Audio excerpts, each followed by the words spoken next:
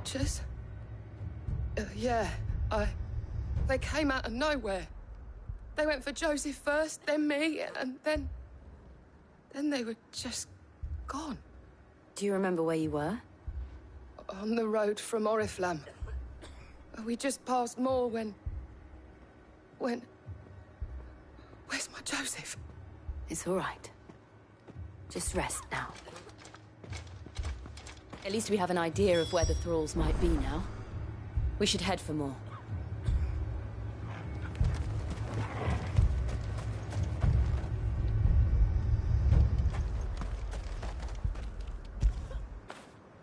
After it.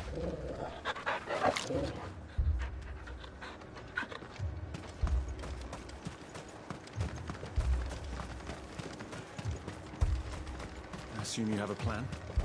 We need to find out what we're facing. The captain lost his head because he never stopped to use it. If we reman the towers and fortify the walls, we might just stand a chance.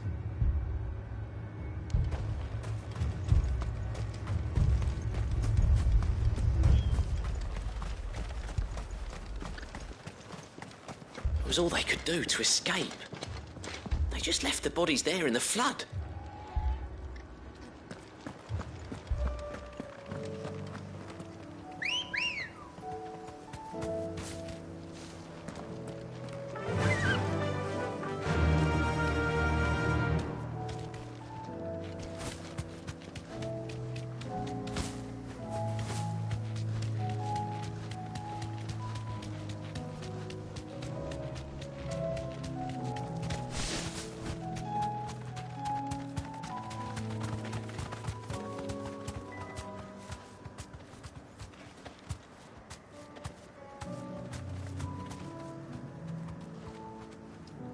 Be safe.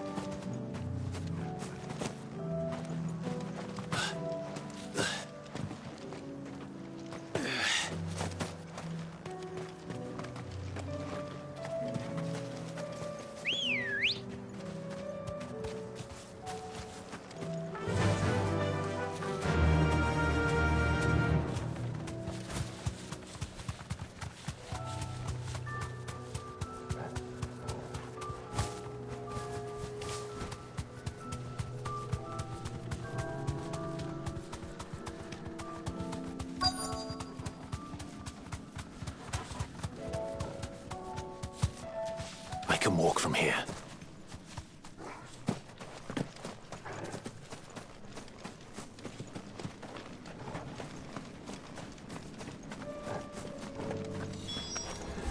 Clive, look! I see them. With me!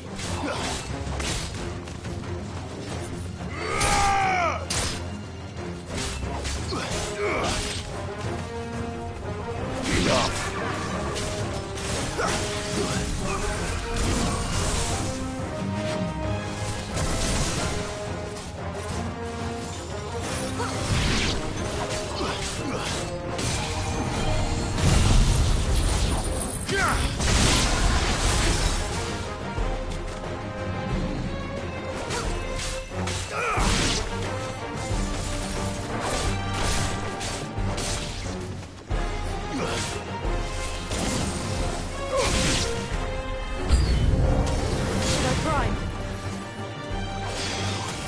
Save your strength.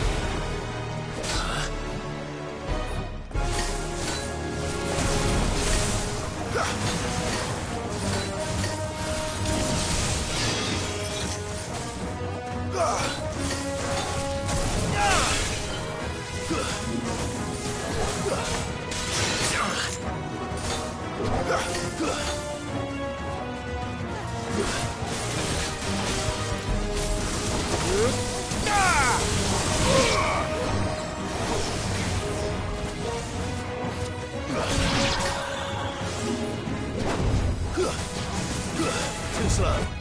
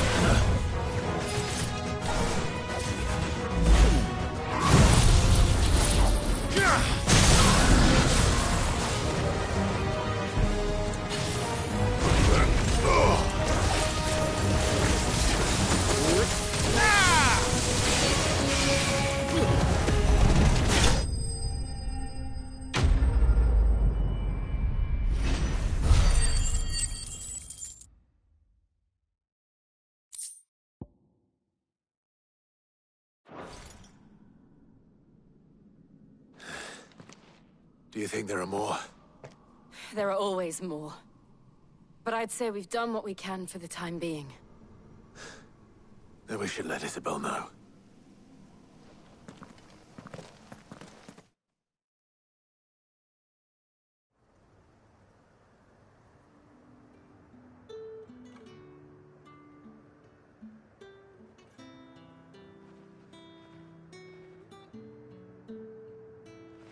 You have the town's thanks. Don't thank us yet. There will be more. Many more. And you'll need to be ready for them. Oh, we shall. Isn't that right, Captain? Yes, milady. The garrison will be ready. Philippe here has convinced most of the men to remain at their posts. For now, at least. Hearing that the Dame would look kindly on any man who committed himself to the task certainly didn't hurt. It's not the most selfless of motives, I'll admit, but whatever it takes, eh? Now me, I never needed convincing. I became a soldier to protect the people I love. And the people I love include the one standing before me. Handsome and chivalrous.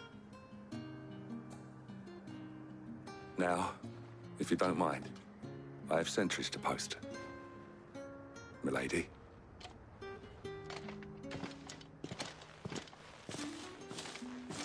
Lest you wonder, I'm not foolish enough to believe that this has solved all of my problems.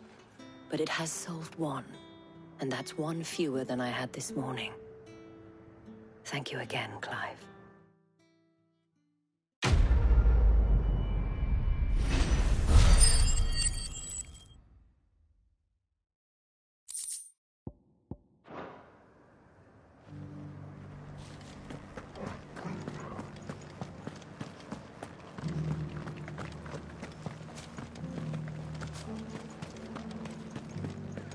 We're still alive, aren't we?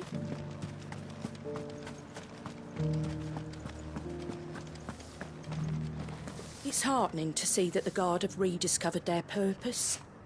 I just hope they don't do anything stupid. We've lost enough people to those things.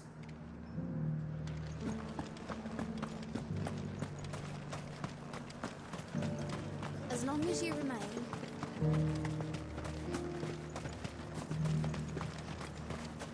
You heard the herald. Some of us forgot why we were fighting. And for who? Well, some of us. Well, some of us never really knew. But the Dame set us straight. I know we've still got a long march ahead of us. At least now we know we're in this together. Captain said it was you who slew the, whatever they were. And for that, you have our thanks. Now that we know how to fight them, I hazard we'll fare a little better the next time they attack.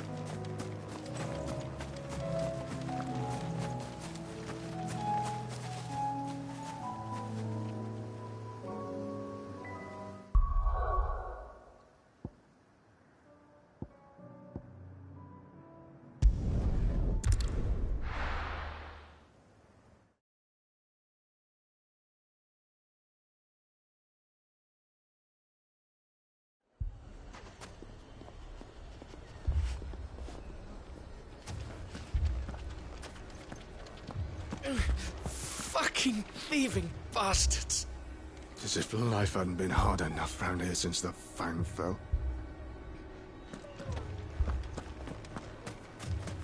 My shop.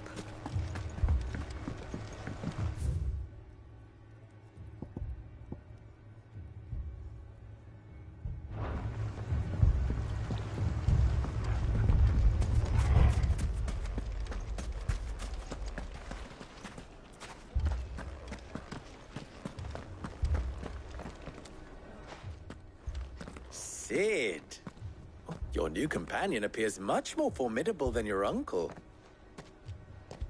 Should I be worried? You haven't been introduced.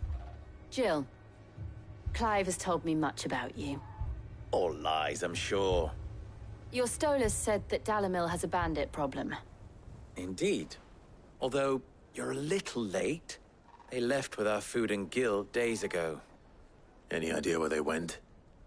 The desert's a big place. Your guess is as good as mine.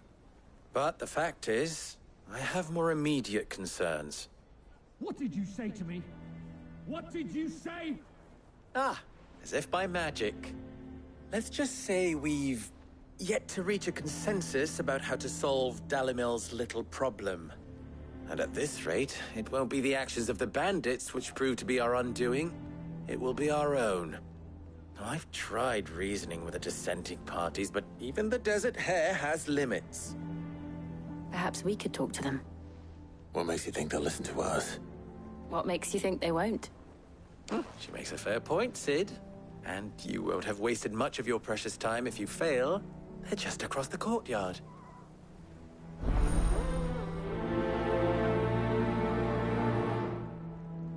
Suppose we just follow the shouting. Poor bastard. Couldn't run because of the weight of his load. Still, better a branded than one of us.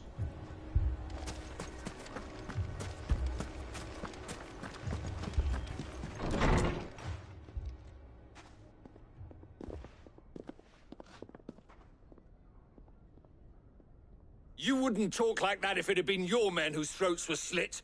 Blood for blood, it's the only way.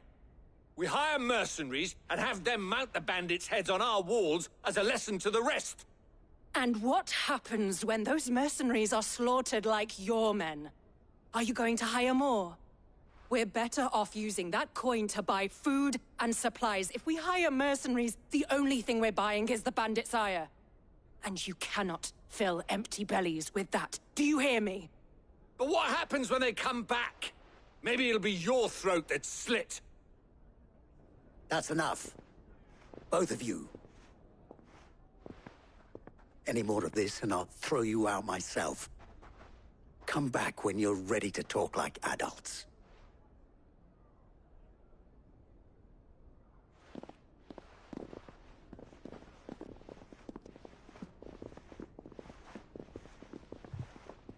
Victor. What's he doing here?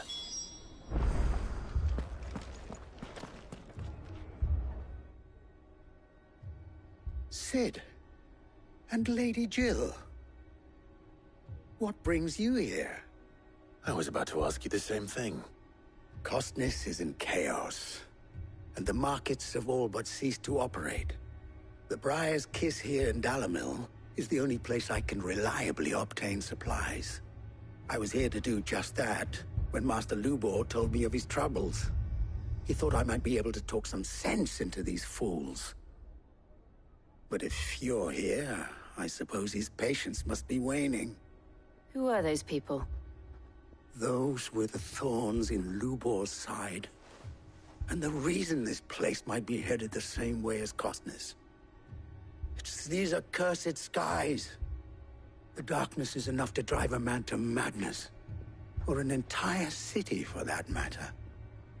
We're still working on the skies. But in the meantime, perhaps we can find a solution to Dalamil's problems. I hope so.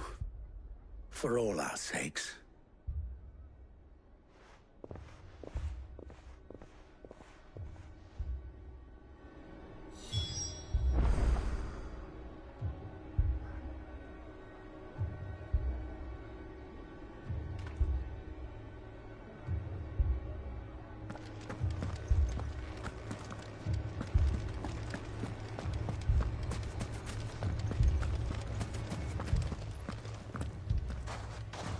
So, you see my predicament? What I saw was a room full of people who were angry and afraid. And with good reason by the sound of it. But if left to smolder, that anger and fear could set the entire town alight. My thoughts exactly. What to do? Both sides wish to protect their homes and livelihoods, if only they could agree on how. But as long as they are divided, We are vulnerable. And if there's one thing bandits like, it's an easy target. What would Sid the Outlaw suggest? Well, if it were my namesake, he'd let them choose for themselves and be on hand to pick up the pieces when it all went wrong. That sounds like a recipe for disaster. A recipe for disaster is precisely what it is. But perhaps that realization would be enough to make them question the ingredients. While it's plain neither Conrad nor Natalie will countenance the other's proposal, it may still be possible to make them doubt their own. Before presenting them with a third option. And that would be? To pool our resources and save the city ourselves. Why fight each other? When all that fear and anger can be directed at the bandits. It appears we have a plan of action. Victor, pay Conrad a visit. See if you can't convince him of his folly. I'll speak with Natalie. As you wish. Your faces are not well known in this town. That may prove useful.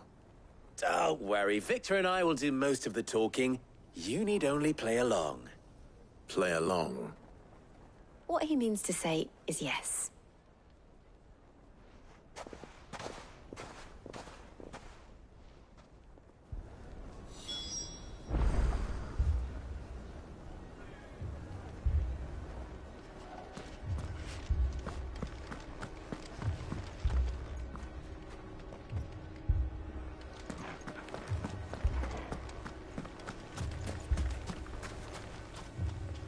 Picture it, Conrad.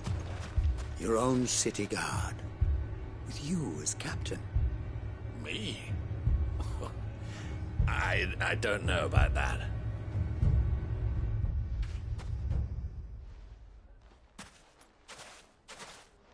Ah, here she is.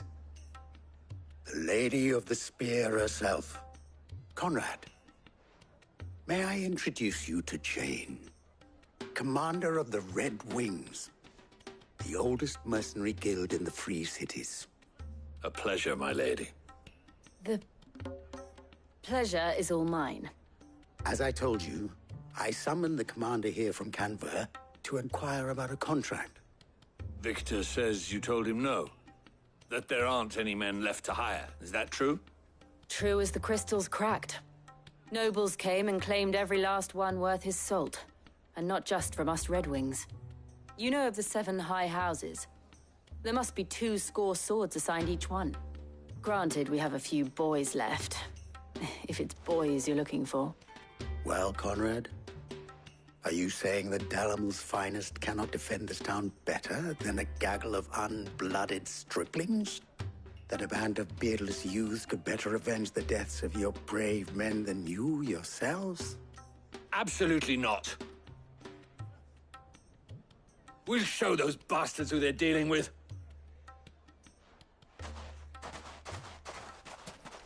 I can't believe that actually worked.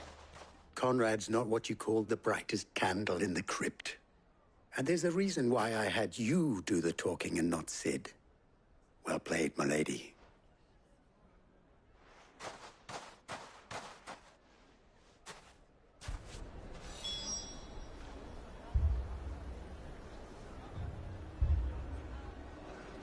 Then let us band together and show these brutes that Dalimil is not to be trifled with.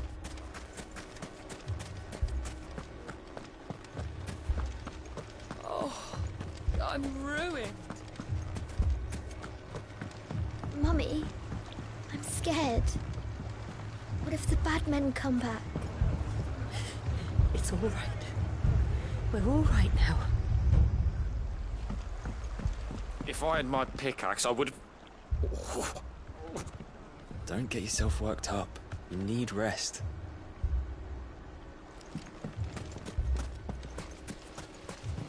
I mean, it may still be possible to buy something, and we may yet be allowed to keep it. Never poke a hornet's nest, they say. Conrad's going to get us all killed.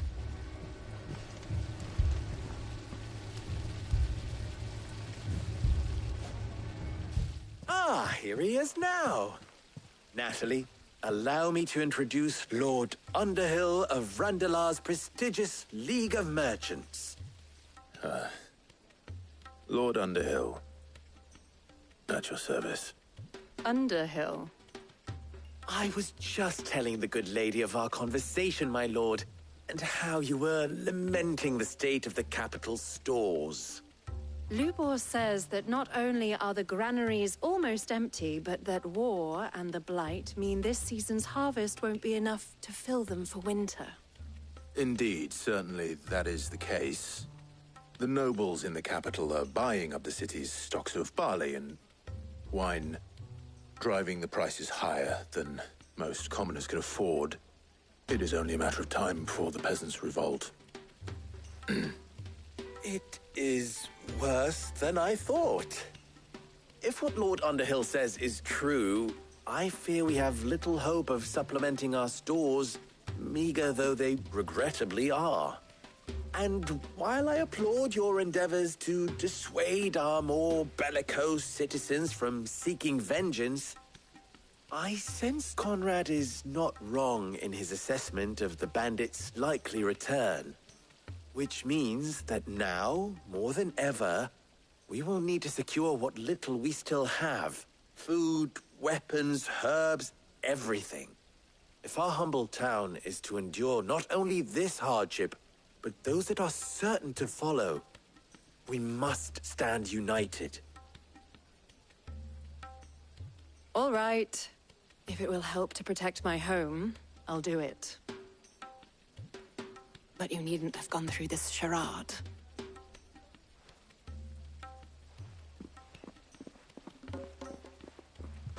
Thank you, Clive. Your performance was nothing if not workmanlike. She saw right through it. I didn't say it was good, merely that it produced the desired effect. Now, my scouts should be returning shortly. Meet me back at the Briar's Kiss, and we shall see what we face.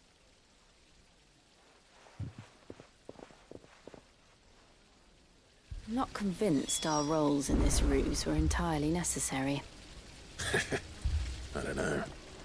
Conrad seemed quite taken with you. But to do what little I can to defend...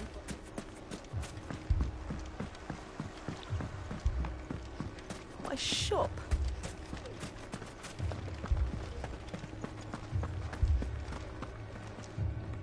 Good news, Sid. Both Conrad and Natalie have somewhat gracefully accepted their new roles. With time, they may even learn to... Time no longer appears to be the luxury it was before lunch. I take it your scouts found the bandits. Technically, it would be the bandits who found my scouts. It appears they march for Dalimil as we speak. All of them. You're not serious. They don't just want food, they want the whole damn town.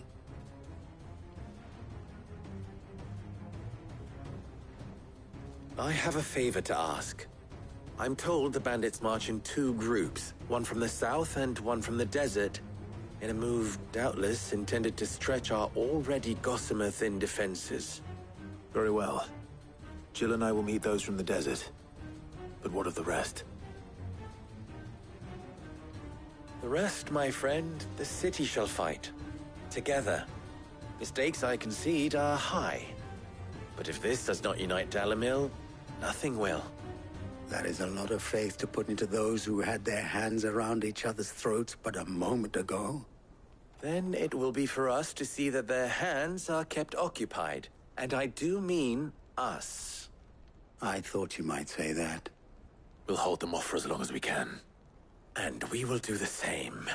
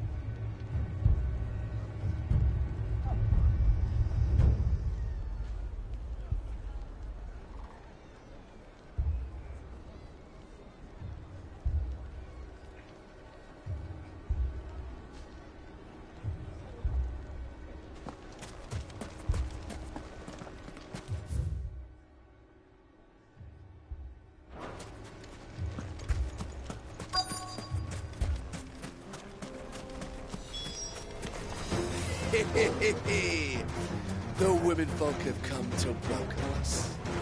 I'll take that one. He's all yours.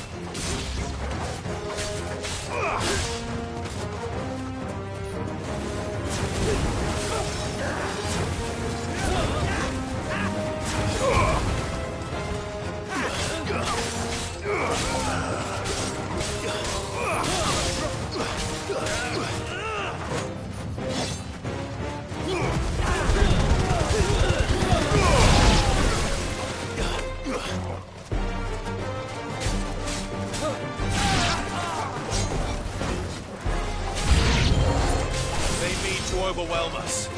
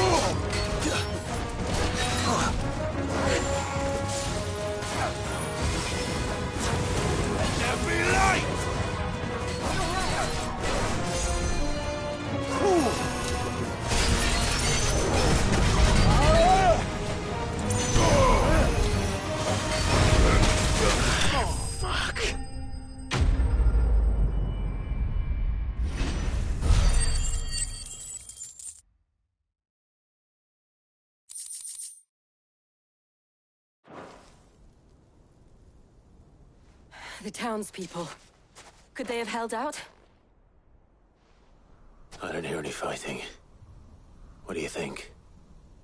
That we should hurry.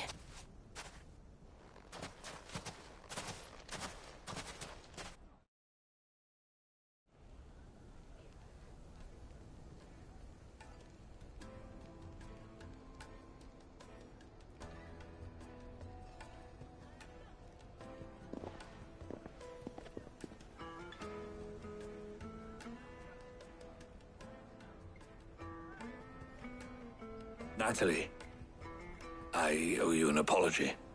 You did well out there. The inn would have been lost had you not held the line. Without you, there would have been no line to hold. You saved us, Conrad. You saved Dalimil. We all saved Dalimil.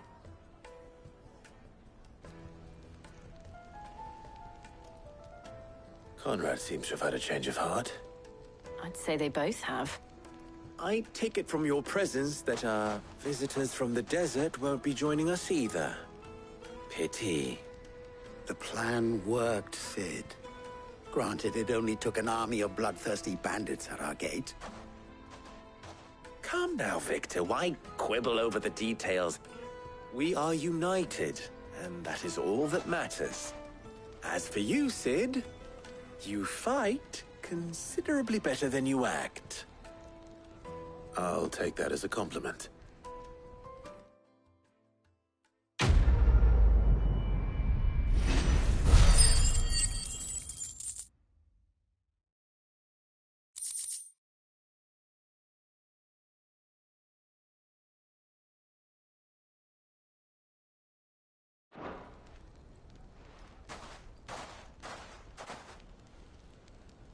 Our friends seem to have things under control. For now, at least. Let's go and put Otto's mind at rest.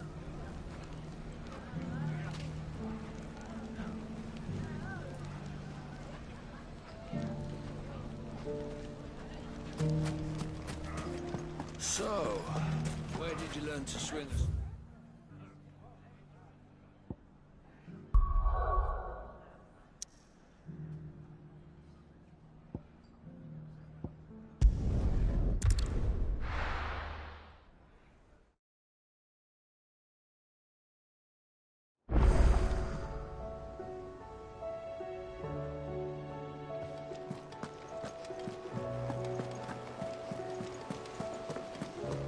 Did you see that?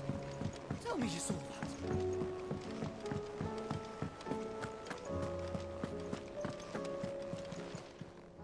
Ah, I wasn't expecting you back so soon.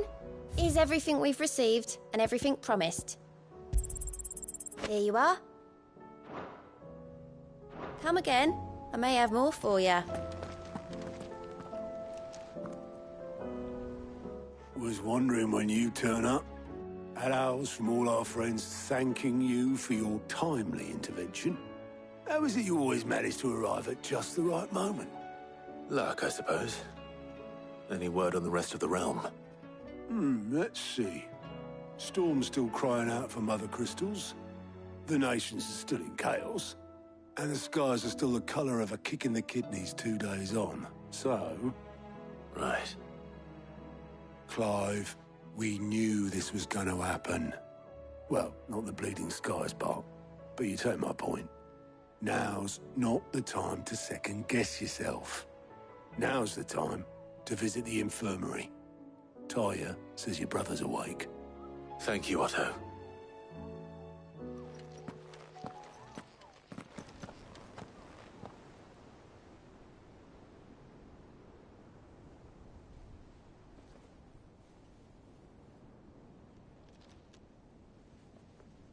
So it was not Sylvester, but Olivier who served as Ultima's puppet.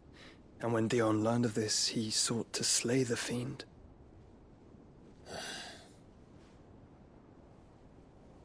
Only for his father to take the spear that would have freed him. Enough to drive a man to madness. Small wonder he hasn't stirred. I would be afraid to wake. Had I but reached out to him sooner, warned him of the threat Ultima posed. But now, Both an empire and her prince lie broken. Joshua, what do you know of Ultima?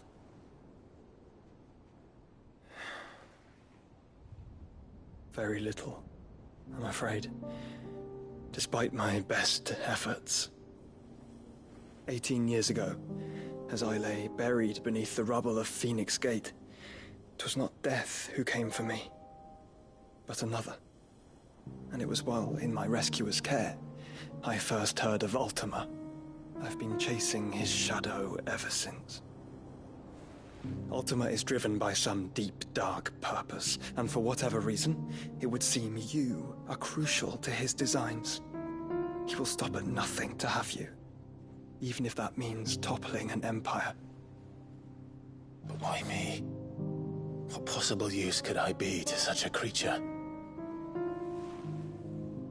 That is one of many answers that have eluded me. Yet, I am certain of this. It is not mere chance. You were chosen for a reason. All dominants carry within them the might of an icon. Nigh limitless power that is at once acutely limited. I wield fire, and only fire. And I only ice. 8 wardens for 8 elements. But you, Clive. You are different. You're special. Your abilities begin with the flames of Ifrit. But they do not end there. The fact Ifrit can even exist goes against everything we thought we knew of dominance. Perhaps Ultima has been waiting for one such as you, whose potential is truly limitless. I've encountered that thing several times now. If it or he, as you say, needs me, why hasn't he claimed me as he did the boy? Were I to hazard a guess, I'd say the two of you are somehow incompatible. His mind not properly attuned to your body. His mind? Mind, awareness, spirit, call it what you wish. But I believe Ultima to be an embodiment of the concept. This is why I struggle and fail to contain him here inside me. I'm sorry. Inside you? With every setting sun, I feel my strength wane. And though the Phoenix's flames mend the prison I have made for Ultima, they do so at a cost. We must find a means to bring an end to him before I meet my own.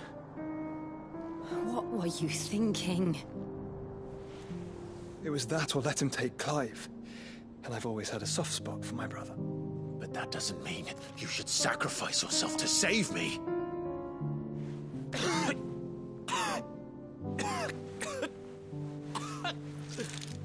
Joshua. Clive, it's Gav.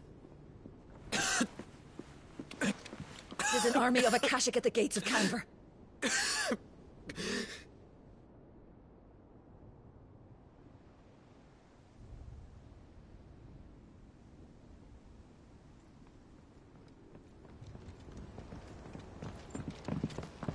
Well, what's the short of it? It's all Tyre told you. The capital of the Free Cities is under siege by an army of monstrosities. The city guard are doing their best to stem the tide, but numbers ain't on their side. What of Lord Byron and Mid? Were they able to escape? No, but they're all right for now. They're hiding with Gav at midship. We have to get them out of there. And we shall. Otto, prepare a Stolas. Tell Gav to stay exactly where he is. Understood. Vivian, what's the swiftest route to the Free Cities? That sounds like a question for the map. Look here. This road, through Tabor, should provide the least trouble. Good. What a coincidence. Tabor is exactly where I'm bound. Joshua, bed is where you should be bound. You don't think I told him the exact same thing? Were Tyre not such a talented healer, I would surely have been inclined to agree. But, thanks to her ministrations, I feel I may safely rejoin my attendant, who was to wait for me in Tabor if we became separated. All right, we travel together. Clive. If he stays close to me, he'll be fine. Thank you, brother. I'll look after him.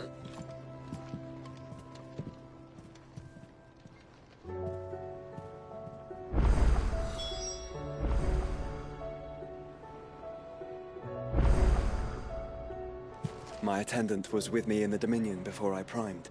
She would have watched the battle unfold and witnessed its outcome. I trust you'll be waiting for me in Tabor, where I can finally introduce you. Tyre's right. Your brother is in no condition to travel. That's all I'll say on the matter. It's Mid, Gav, and your uncle we should be thinking about now.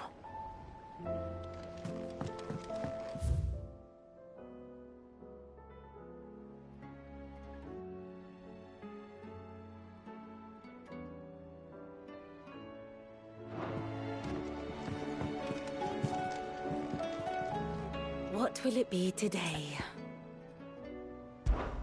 Allow me to educate you. I have the details here.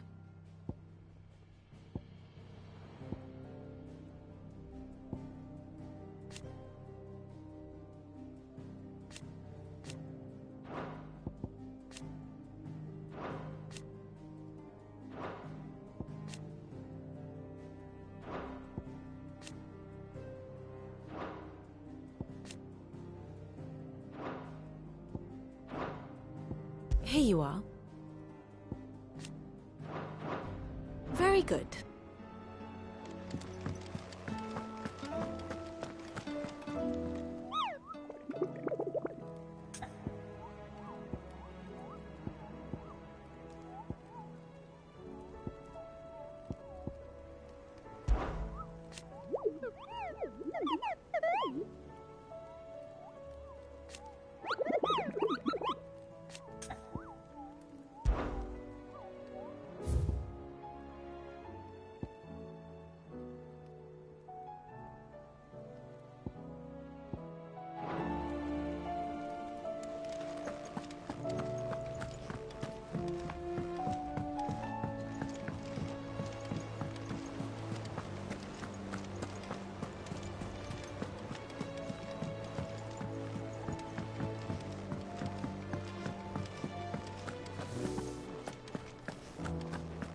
Seems the hideaway's lost blasted its book. appetite.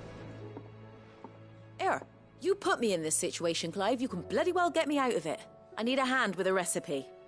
Are you sure it's me you're looking for? I'm not much of a cook.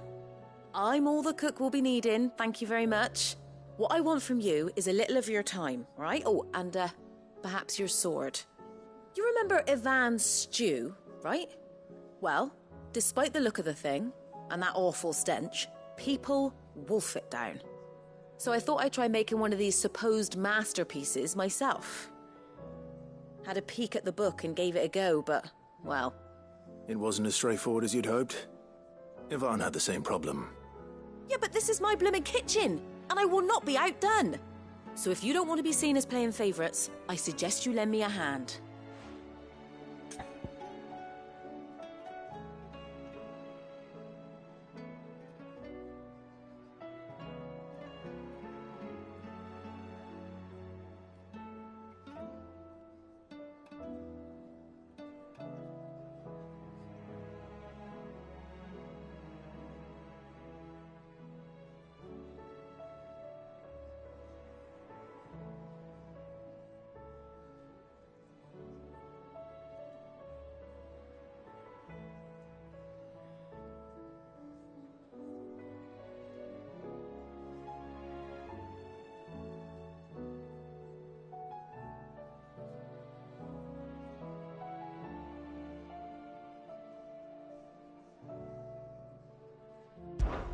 I've never been one to play favorites, Molly.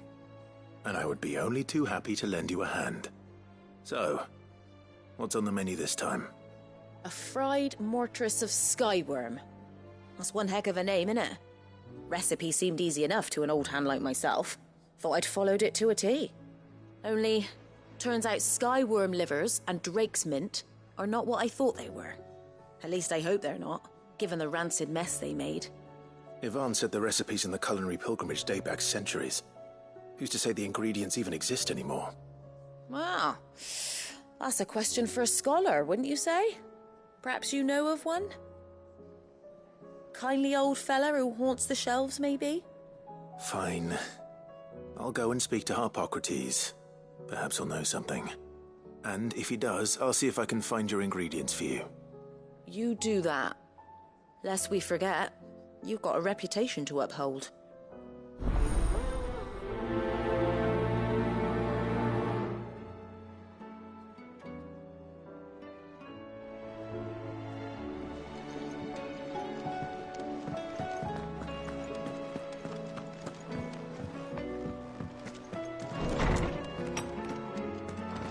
Is a storm coming, Sid? Lawsman Harpocrates. I've come to pick your brain if you don't mind. It's about the book you lent Yvonne. Ah, Valisthea, A Culinary Pilgrimage, a classic.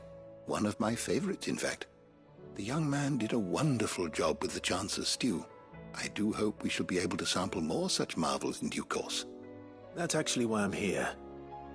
I don't suppose you know where I might find skyworm livers and drake's mint. Ah, so the fabled Sandbrequois delicacy is next on the menu. Delightful. The descriptions of fried mortress never fail to make my mouth water. Now, skyworm is a somewhat antiquated name for the wyvern, their ground livers being the paste from which the mortress is made. Dragon livers.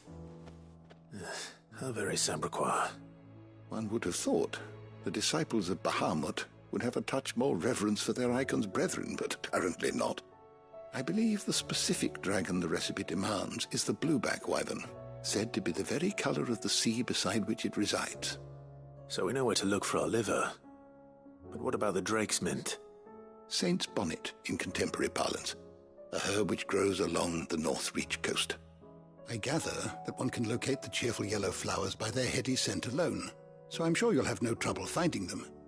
I may add that people once believed game was best served with the flora that sustained it in life, in which regard fried mortress of skyworm is undoubtedly a typical dish of the time. Meaning that if I find one, I find the other. To Northreach, then.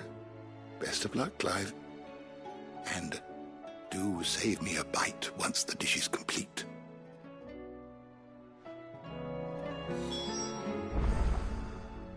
Knowledge hoarded is knowledge lost.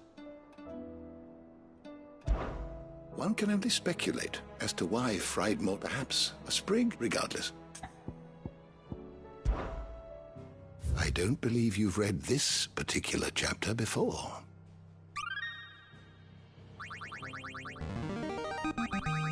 Now this, I believe you will find most interesting.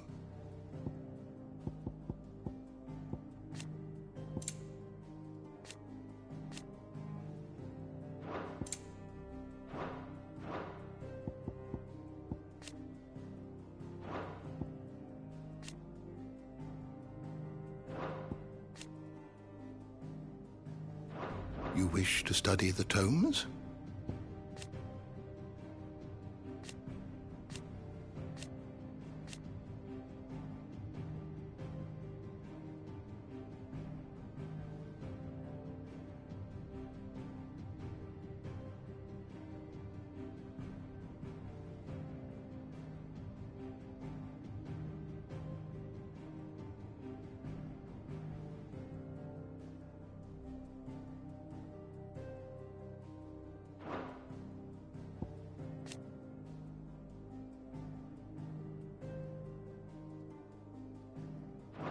The door to the shelves shall ever be open.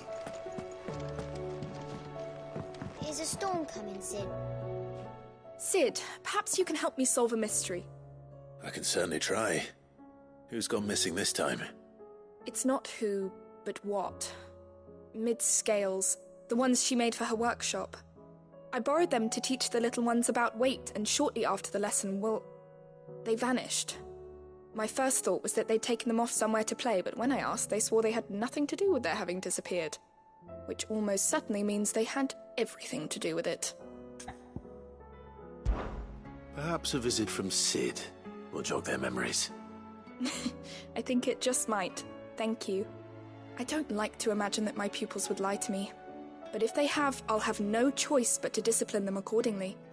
They were in the atrium when I last saw them, as always.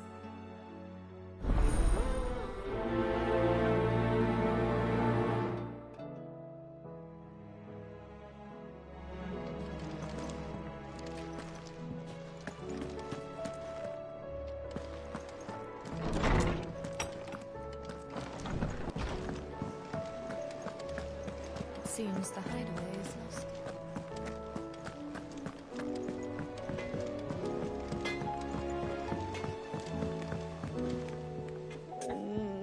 What am I gonna do? Is everything all right, Goots? You seem more discomposed than usual. Oh, I don't know what that means, but I'm in a bit of a muddle. Oh, I think Nan might be in trouble, and she's... It's all right. You can tell me. There was a trader came by. One of our usuals, like. Said he'd heard some rotten rumours about her down Dalimil Way. Folk are saying she's been selling to bandits and cutthroats and that. I mean, she's fond of a chance to make a coin or two, aye, but she'd never do business with baddies. Especially not the kind who go hurting people who haven't done out. I wanted to ask her about it myself, but I'm scared she'll give us a tongue lashing. She'd never give your tongue a lashing, though, would she? Don't worry. I'll speak to her. Oh, thanks, Clive. You'll let me know what she says, won't you? Of course. I'm sure it's all just a misunderstanding.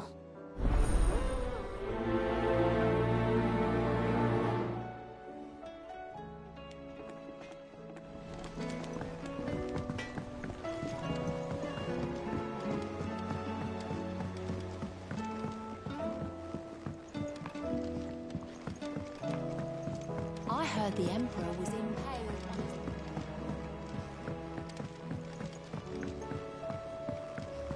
We're all gonna die!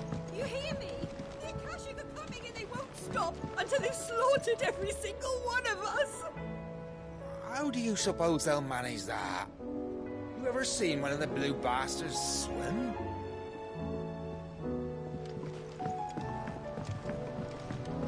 What do you reckon we should do?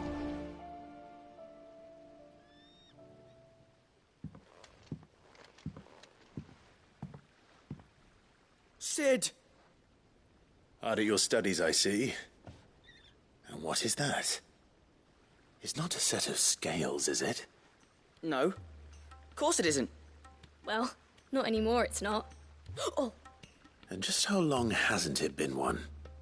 We're sorry. But we didn't break them. We dismembered them. Just like Miss Mididol showed us.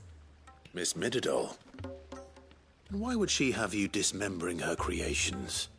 Because that's the only way to become a ninja-neer.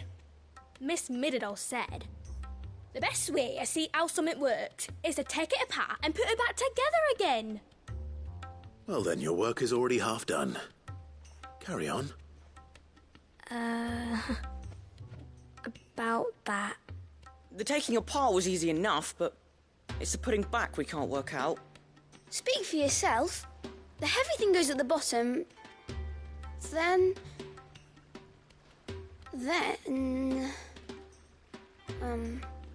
You three need to learn to take responsibility for your actions. So let's have a look at these parts with fresh eyes, shall we?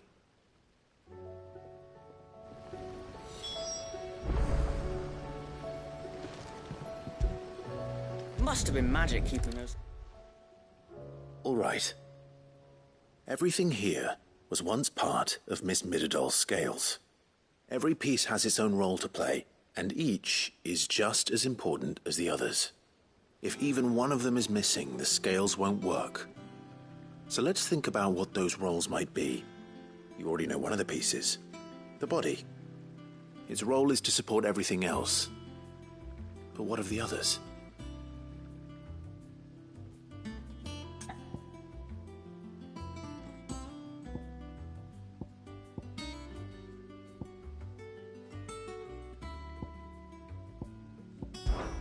This tiny piece is what's called a cogwheel, or gear.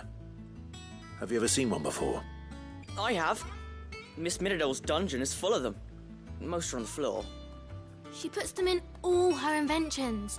They spin round and round and round and round and... That's right. They're very useful when you want to make things move. Do you remember if there was anything on the scales that moved? I remember the arm moved when I tried weighing an apple. And then somebody ate it. Not my fault. You shouldn't have tried weighing it before lunch. We know what part's supposed to move and how it's supposed to move. So, let's put the pieces together first, see what doesn't move, and then stick the cogwheel to that. Not a bad idea. You see? It's not so difficult.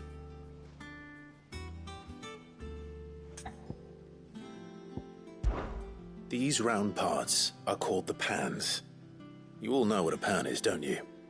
I do. Molly uses them in the kitchens to fry bangers. But these aren't for frying bangers, you idiot. They're for weighing stuff.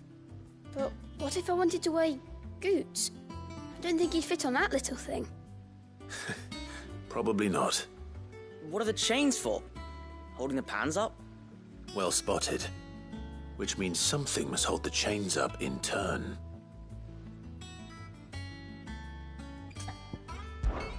This is called the arm. Why do you suppose that is? It doesn't look much like an arm. You're right. It looks more like a wing. Like a chocobo wing! You've ridden a chocobo before, haven't you, Sid? Will you teach me to ride one day? I'll think about it. Now, what do arms do? Hold things. So wait, maybe this arm holds things too? Good thinking. You're on the right track. So, now that we've taken stock of the parts and learned what they do, what do you think? I think we've got it. Then here's what we'll do. You tell me what goes where, and I'll put the scales together. Well, obviously you need to start with the body. All the other pieces fit onto it, don't they?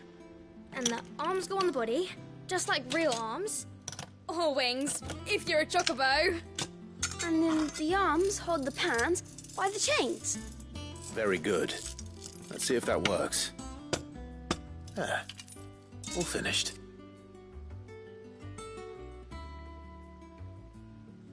Yes! We did it! Well, with Sid's help. Oh, I just put the pieces together. It was you three engineers who showed me how. That's right. We're Miss Miradol's hares. Her hairs? Yeah, hares for the future. She's showing us her secrets now, so we can help out the hideaway when we're older. What do you think, Sid? Are we almost ready? With a little more help from Miss Miradol and Miss Shirley, I'd say it won't be long at all. You hear that? It won't be long.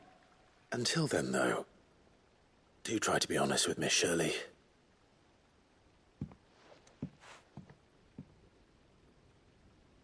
Hey, look! We never used the cogwheel. You don't think Sid forgot about it, do you?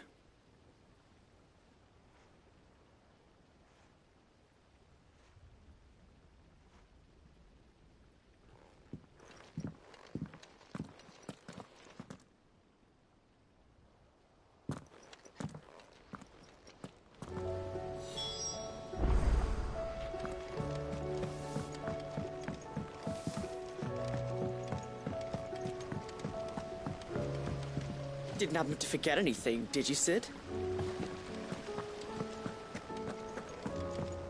We're all gonna die! You hear me?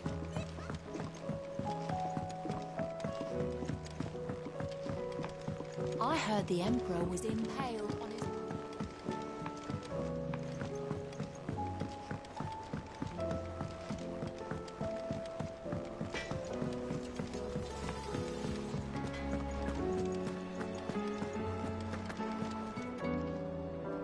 Lady Karen. How's business? Not nearly as foul as the weather. You're doing good trade, then? Both in and out of the hideaway? Can't complain. Wait. What exactly are you getting at? Not once in 5 long years do you pay my affairs half a care, but here you are today, raking me over the coals like a bloody popoto? Just asking. Out of interest. All right. I'm here because I was told that certain rumors have been circulating. About you selling weapons to brigands. Oh, are you? And who was it who knows me so well as to tell tales of my evil exploits? I didn't exactly hear firsthand. All I know is that someone in Dalimil has been spreading word to that effect. And what? You believe it? You think I'm profiting off the blood of innocents, do you? Look, I've done things I'm not proud of. Might be there were a time when I turned a blind eye to the wretchedness of the world so I could line my pocket. But that woman is no more. And you'd know that if you'd ever paid the slightest bit of notice. You're right, Lady Karen. I apologize. It was wrong of me to doubt you. Aye, it was. Now, I reckon you've got better things to do than pointing your do-gooding finger at a poor old woman. Of course. Good day.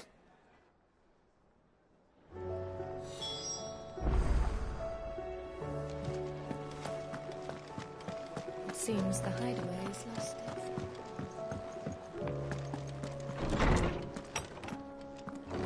Is a storm coming, Sid? Will there... Well, did you solve the mystery? It was as you thought. The children had the scales, or the parts of them at least. They dismantled them to see how they worked. Oh, no, Mid will have my head. Thankfully she won't.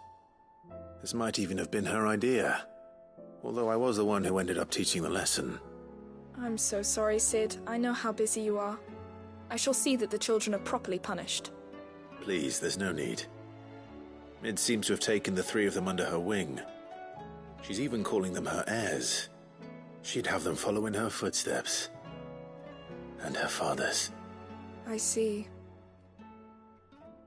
Sid, do you know why Mid has been spending so much time at the hideaway of late? She told me it was because her studies have been interrupted by events in Canva. Is that not true? No, it isn't. The university offered her a commission. In exchange for full tuition, room and board, they asked her to oversee the design of several new war engines.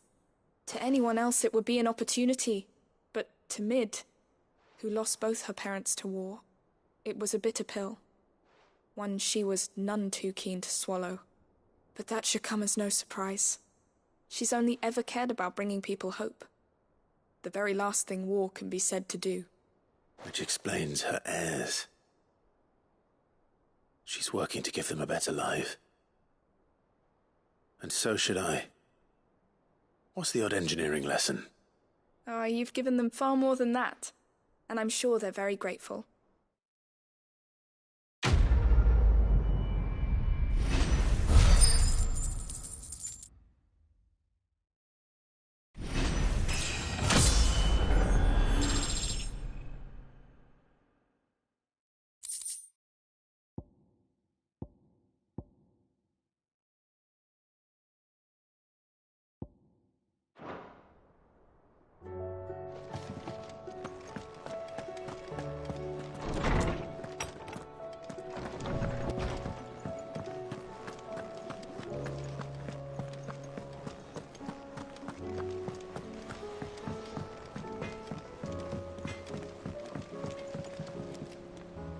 I spoke with Lady Karen.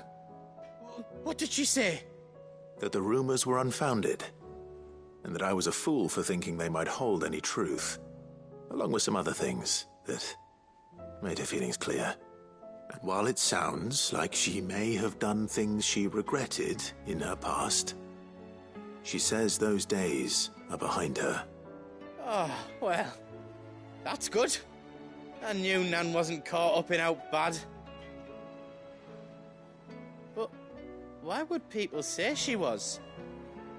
What did she ever do to them? It's not right. No, it's not. But people do things for all sorts of reasons. Perhaps we'll never know. Well, I'm going to find out. That trader, he said they were all talking about her in Dalimil. So that's where I'm going. I'll find someone who'll tell me, you'll see. Are you sure that's wise? Whoever's spreading these rumors means Karen ill. Oh, right. But that's why you'll be coming with me, isn't it, Clive? I suppose it is.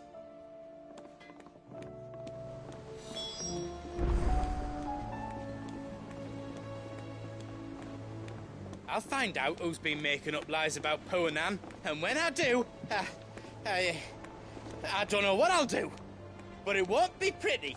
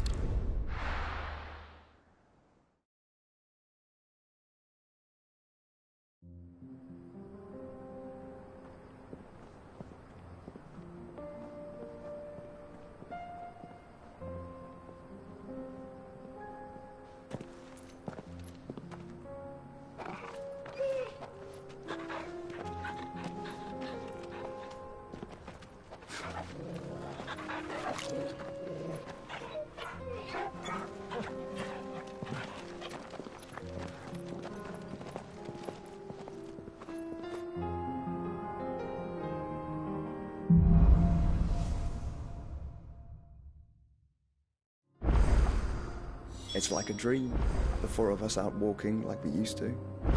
Enjoying this, are you? Gav and the others could be in danger as we speak. You're right. I'm sorry. Yote is a fine scout. If Canville was attacked, she will already have begun gathering information. Tabor isn't far. We should pick up the pace.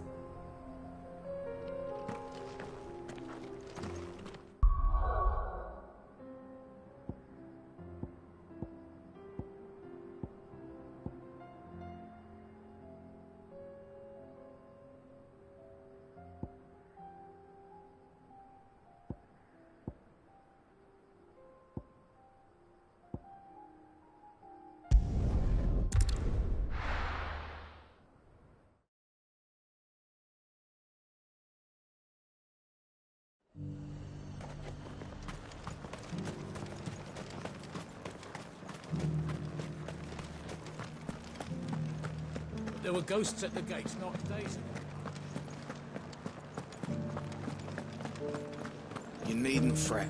The creatures.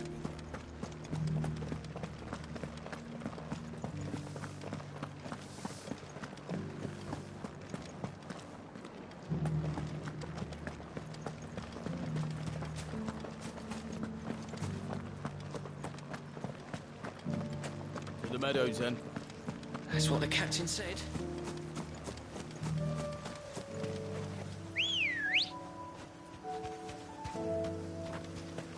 Ready, go? Run like the wind.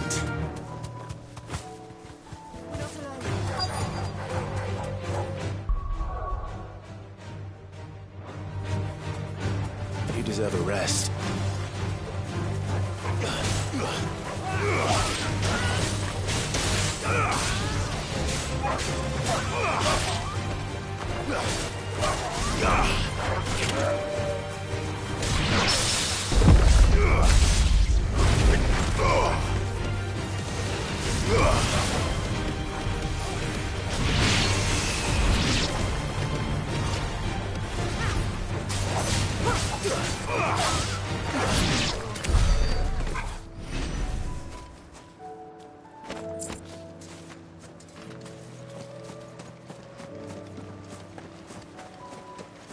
Hippocrates said I should be able to find what I'm looking for somewhere nearby. Bright blue dragons and bright yellow flowers. Should be easy enough to spot. Come on. Fly, Ambrosia.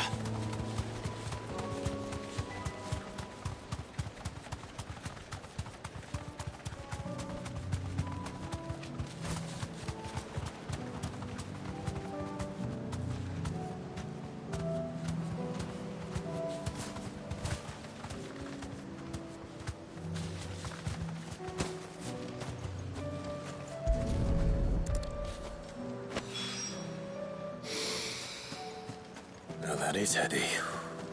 This must be the Drake's Mint. That just leaves the Skyworm.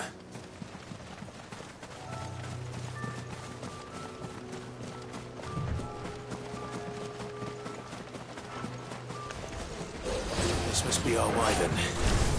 All right. Let's get this over with.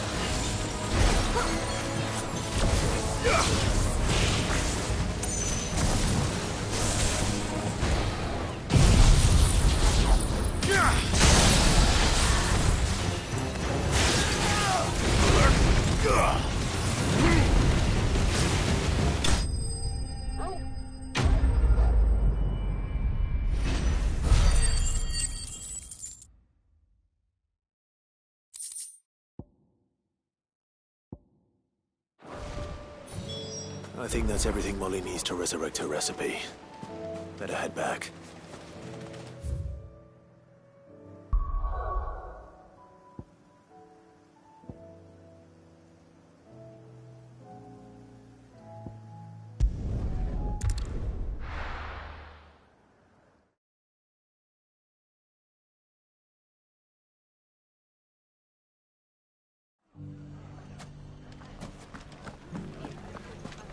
The bandits may be known, but look what they've left us.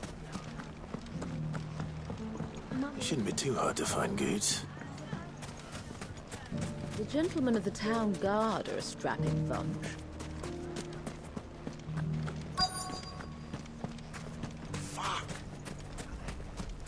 The finest sell swords in Could be I Storm, know good something more. What's it worth to you? Clive, listen! I found someone who says he's heard the rumours about Nan. Have you? Go on. Tell him what you told me. All right.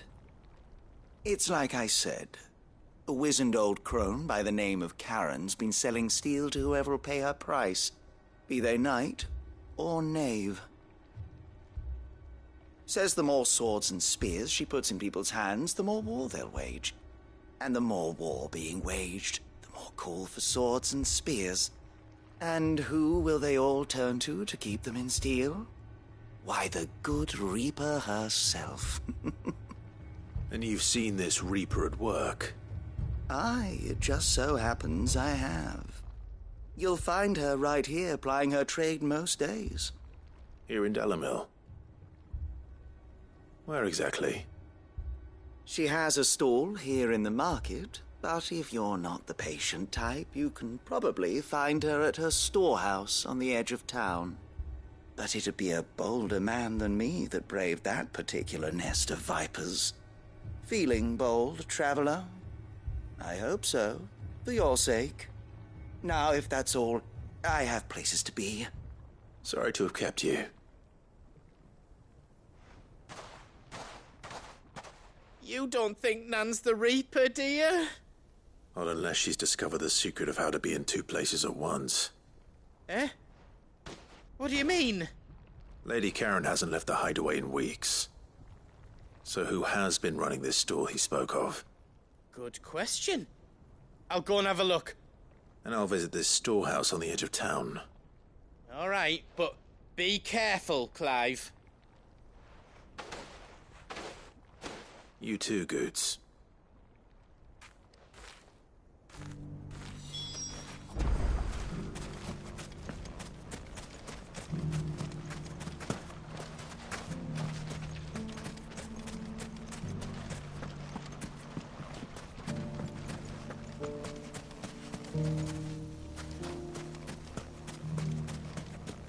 The finest sell swords in Storm, good old Fuck! How the hell did they find it? No one knew where I was keeping that kill.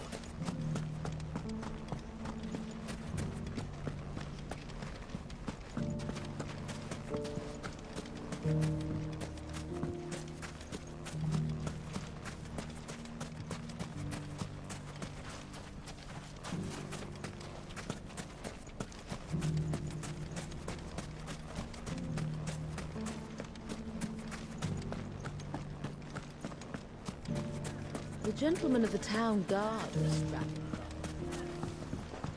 Mummy. What a mess.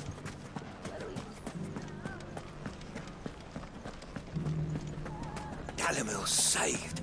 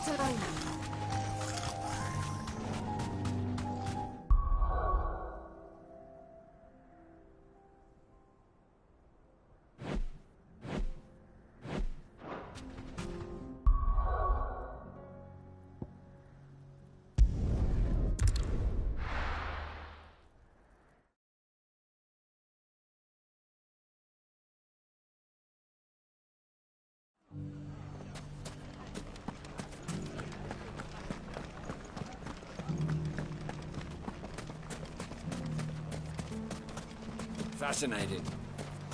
But how is it you know so much of fighting bandits? That's by the by. But I'd be happy to teach the town guard all I know.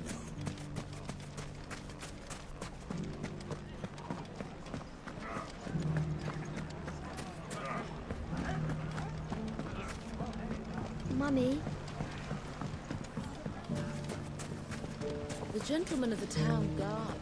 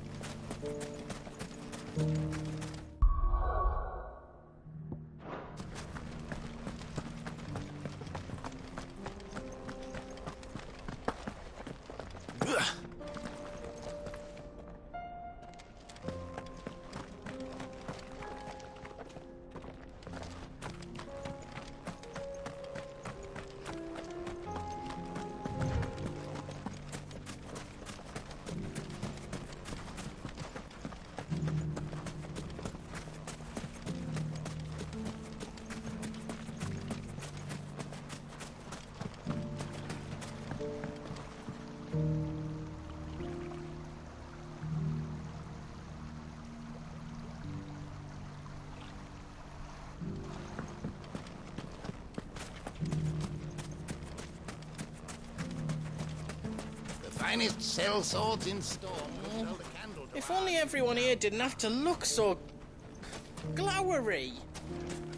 Fuck! How the hell did they find it? No one knew where I was keeping that kill.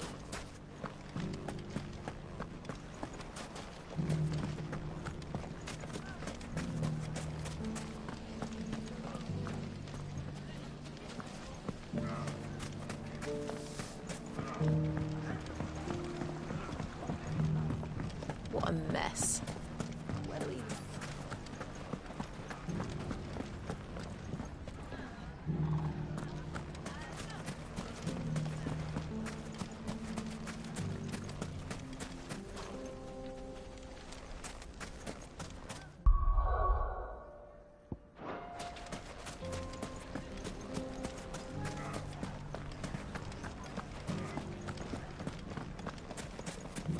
You fought very bravely. The safety of the town is in our hands.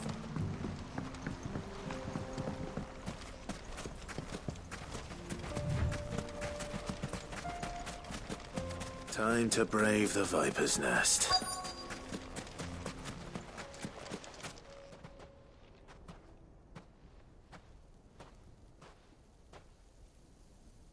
Just you, is it? Thought I might have laid it on a bit thick. It was a fairly unconvincing tale. So, what now? That's up to you. Die a slow death, or a quick one. Boys, he's all yours. But that sword is mine.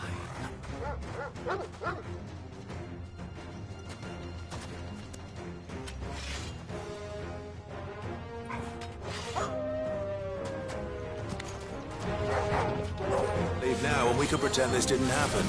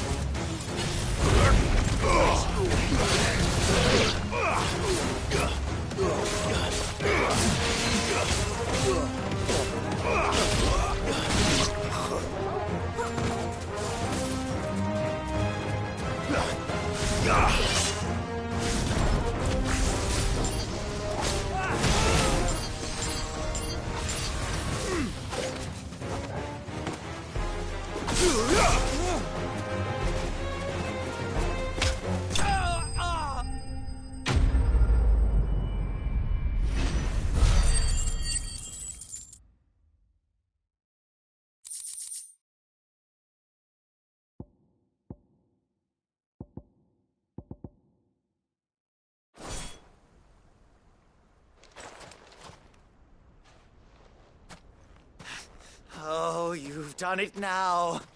Go on. Tell me what I've done. When the Borgwyn finds out you've killed his men, he'll have your head. He only wanted that bull of a manservant, the dim one always clinging to Karen's skirts. You weren't even supposed to be here. Who the hell are you, anyway? What were you going to do to him? The Borgwyn wanted him to get to Karen. I was only supposed to point the lamp in the right direction once he arrived in Dalamil. But then you turned up. Well, go on then. If you're going to end me, end me. You're not worth the effort. Now be gone, before I change my mind. Fucking coward! I need to find Goots. Right now.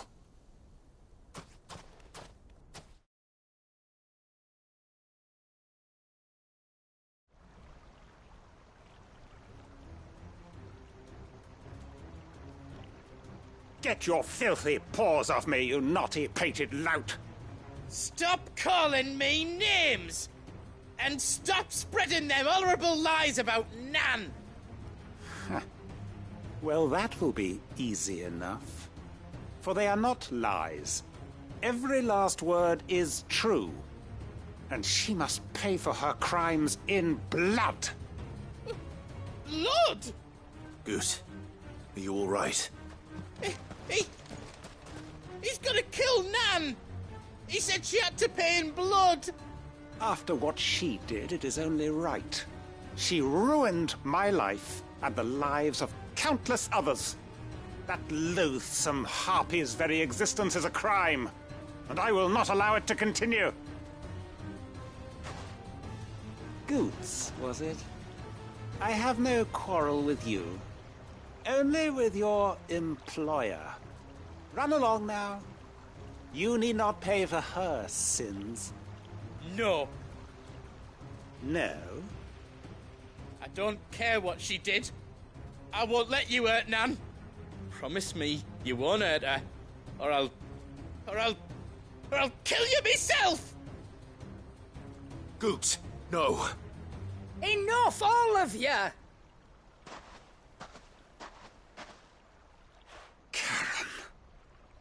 But how did you?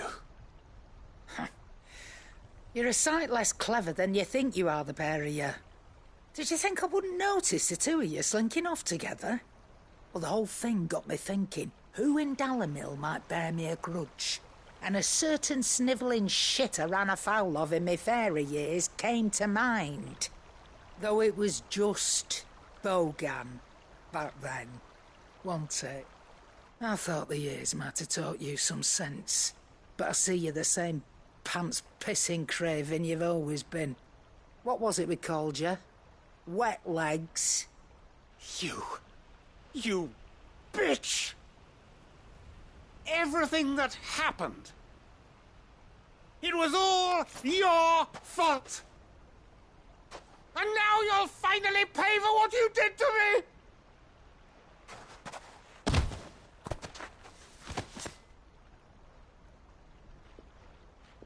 Goots, you...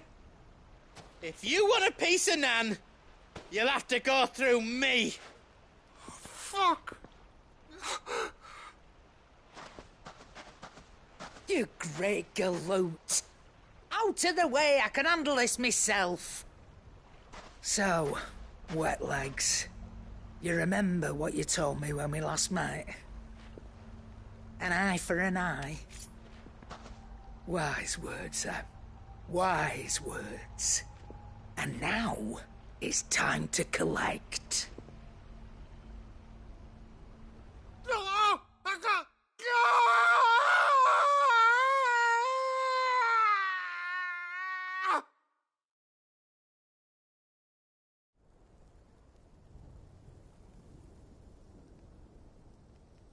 Sorry to keep you waiting.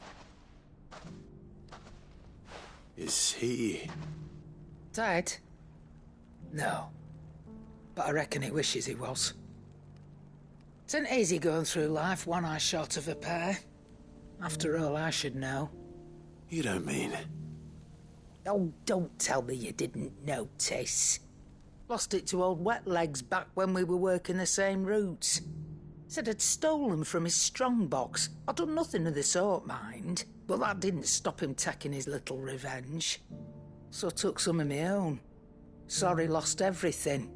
His coin, his clients. Always knew he'd be back one day to claim his due.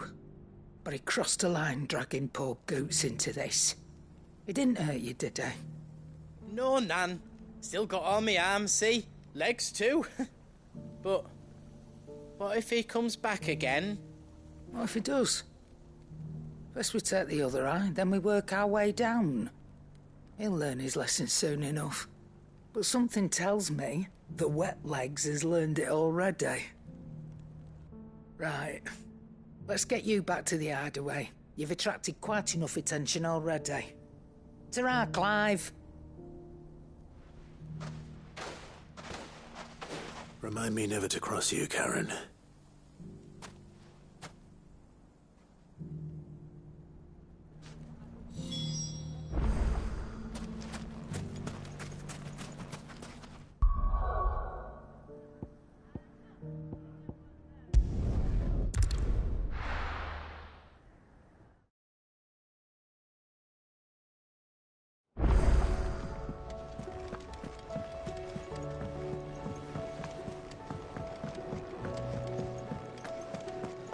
Seems the hideaway's lost its appetite. So, did you have that word with Tomes then? I did, and he was as helpful as ever. He told me exactly where to look, in fact.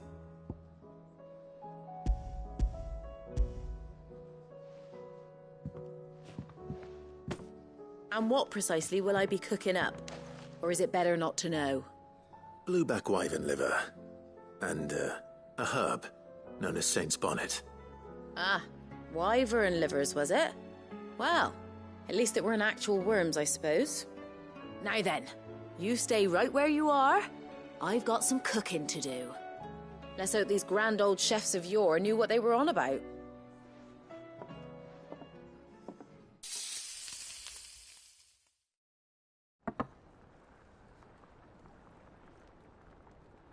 And here we have it. Fried mortress of skyworm. Ivan's offered to make sure it's fit for consumption. Well, I say offered. He as good as begged. And rightly so. Is there any higher honour than partaking in a slice of culinary history?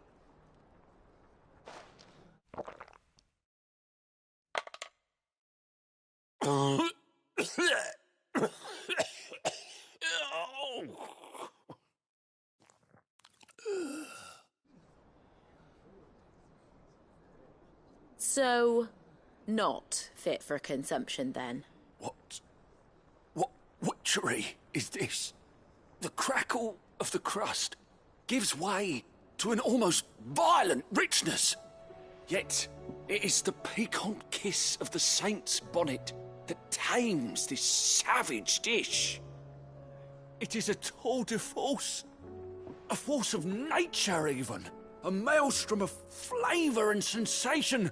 A graceful beast emerging from centuries of slumber. I think he likes it. Well, I can't quite tell with all that nonsense he's talking. But I reckon you might be right. It was decent then, I take it. Decent? It's remarkable. And I defy any man to say a word to the contrary. Sid, might I suggest that you command a party of your finest men and women to procure a dozen blueback wyverns forthwith? I'll give it some thought.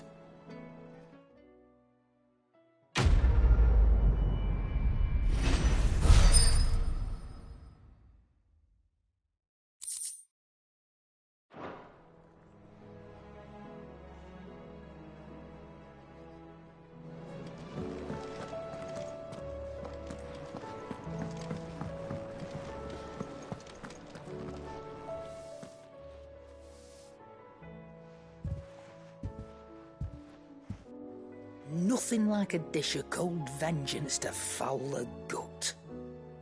I'm sorry, Nan. I didn't mean to make things worse. I just thought I had to protect you. Like you've protected me. Aye, well, someone had to. Your parents certainly didn't give a whit for your well-being. Reckon the both of us would be worse off if I'd not taken you on. You've always been me right eye, Goots. And I'd have you stay that way. So don't you dare go looking for trouble again. Well, I will. If you ever need help, I'll do it again and again, and you can't stop me. Why, you big lump. Fine. Play the hero if it makes you happy. Thanks, Nan. I won't let you down. There's nothing he wouldn't do for you. That's as maybe. But if he's ever to make his own way in life, he'll need to start looking out for himself as well. Till then, he'll need people to watch his back, just like you did in Dalamil. Don't think I didn't appreciate that. Of course. His family. Stop it. You make me one good eye, mister. I don't go thinking that'll do you any favours. A potion today'll cost you the same as it did yesterday.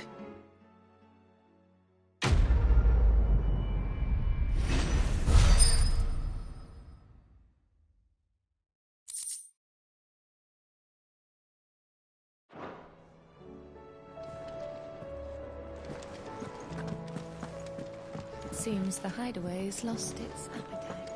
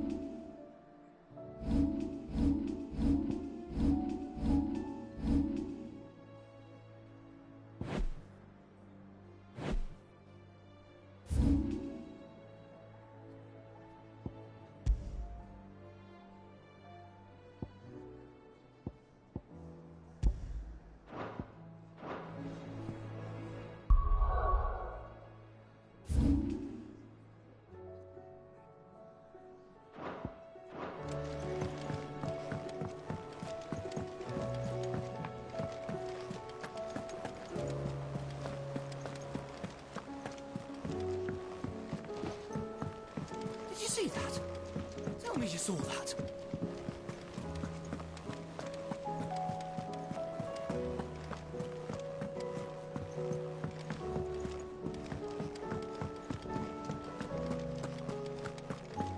Did you see the pair that got hauled into tires?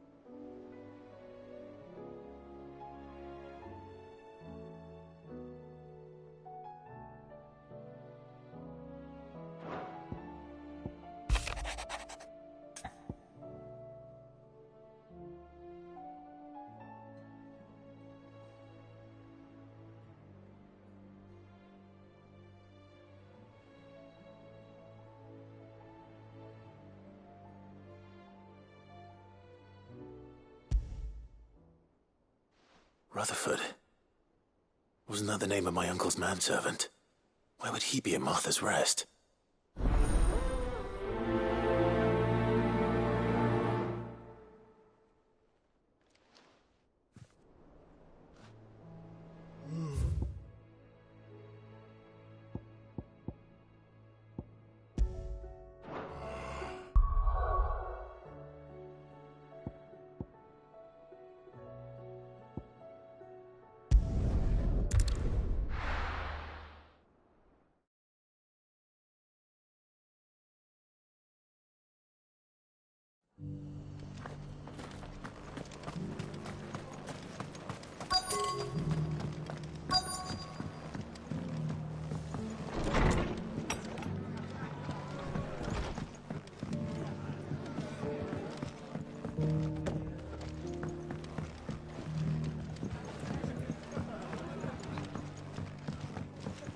My lord Marquis, it is you. Then you received my letter. I am Sebastian Rutherford, chief steward of your lord uncle's estate. Of course. We met once before. Yes, my lord. Thank you for coming. And what was so sensitive that you couldn't put it in writing? 1,000 apologies, my lord. I did not mean to offend. I merely... It's all right. Continue. I am here at Martha's Rest, at the behest of your lord uncle, tasked with learning what I am able of the realm's current state of affairs. And what I have learned is grim. The fall of the Mother Crystals has left Storm in a state of utter disarray. The subsequent darkening of the heavens has only made things worse. Akashic attacks, once unthinkable, are now commonplace. The gears of governance have ground to a halt, and without a steady hand on the tiller, the realm threatens to drift into utter chaos. Your lord uncle, however, believes there is a way to avoid this fate, and is determined to see it set in motion.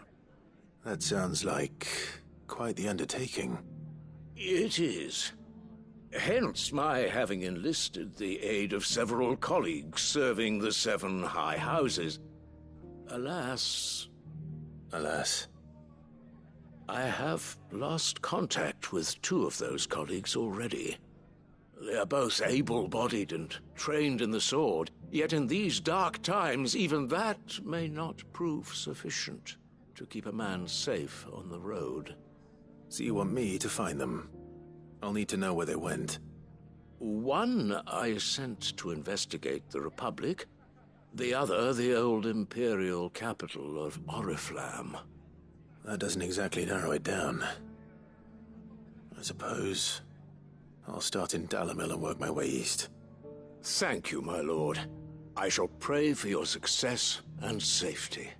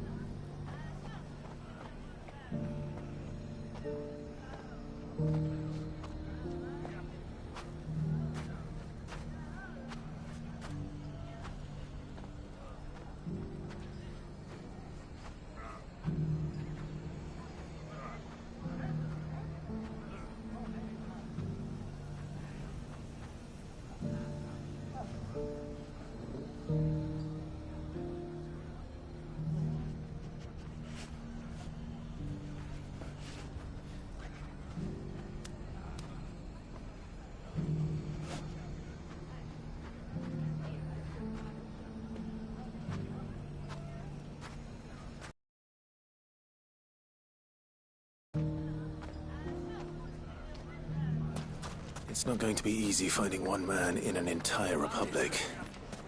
Let's hope someone here's seen something. I have a hard time putting this place back together. No, nonsense.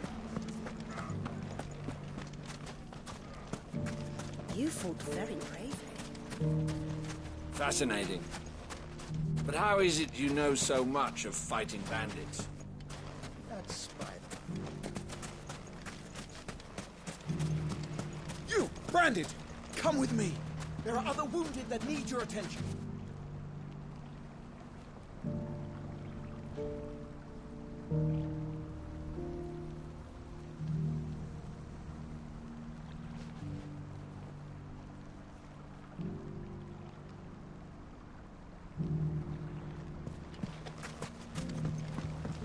The safety of the town is in our hands now.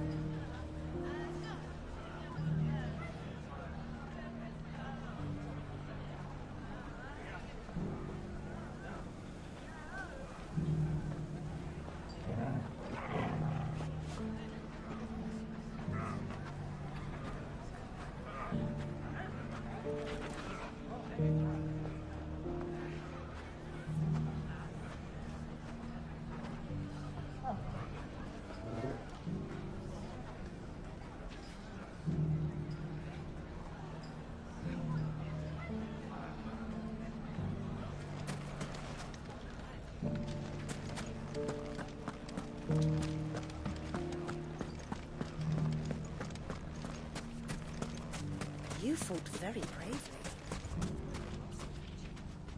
Knowing that you would have all been there to pick us up if we fell, gave us more than courage.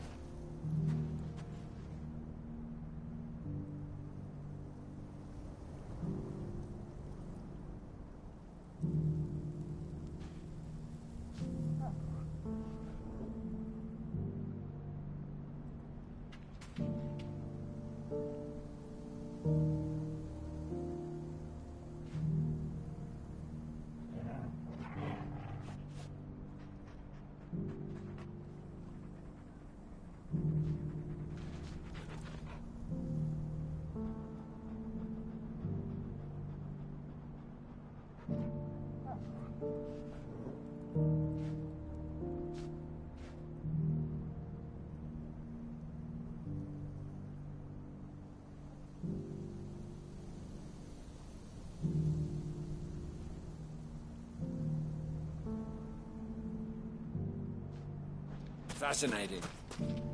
But how is it you know so much of fighting bandits? You fought very bravely.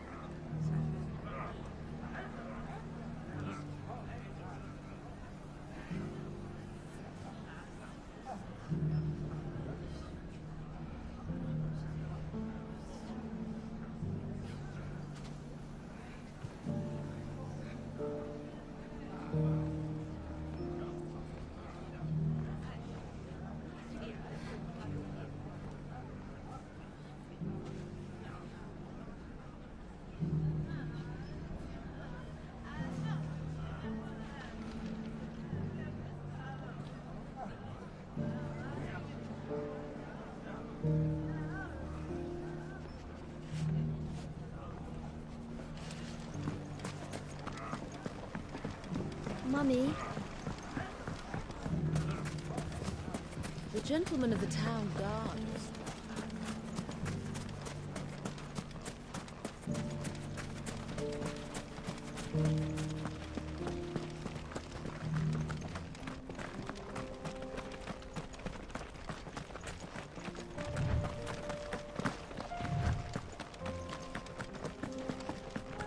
Someone's got himself in trouble.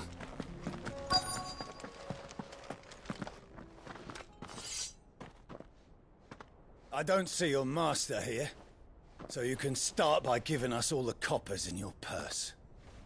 I already told you, I have nothing. Then maybe we'll take that pretty outfit and the steel you're wearing. Please! These men are trying to rob me! I'll deal with this. Thank you. You that one's master, then? If you'd kindly pay the coin he owes us, we can pretend you didn't draw your blade on Republican soldiers. Or you can go back to your garrison and I won't report you to your captain. Oh, you're more than welcome to. He hasn't had many visitors since we slit his throat.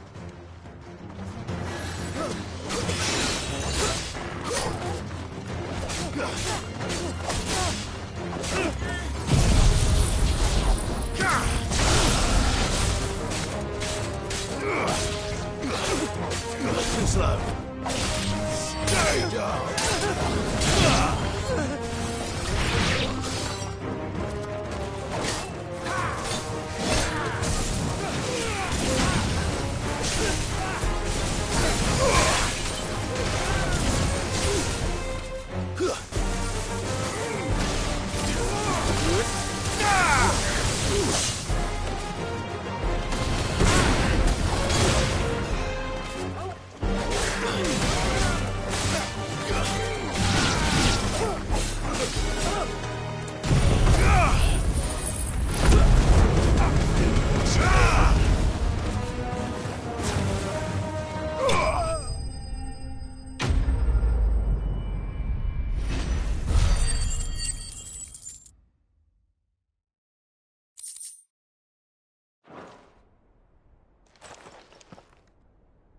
I'd expect as much from Hugo's faithful, but these were men of the fist. Much has changed in the Republican army since they lost their rock. You've seen this kind of thing before, then? Many times. I was sent here to observe the situation. You're one of Rutherford's men. He sent me to look for you. Well, then you have my thanks. I fancy I could defend myself against one, perhaps two, but a whole regiment... I arrived in Dalimil several days ago, but when I called upon the captain of the local garrison to make inquiries, his men confiscated my effects and locked me in a cell. The captain is no more, and his men make the rules now. Fortunately, I was able to bribe my way free, only to be stopped again by those soldiers you so kindly dispatched. What of the Fist's central command? Surely they wouldn't allow such lawlessness amongst their ranks. I would imagine they are unaware of it. Most of the army has fallen back to the capital and hunkered down behind her walls. Those who weren't recalled now rule the fringes unchecked, answering to no one but themselves. Then it's worse than we imagined. You should return to Rosaria. It's not safe here. I'll find a caravan heading north. You won't mind if I borrow one of these soldiers' coin purses?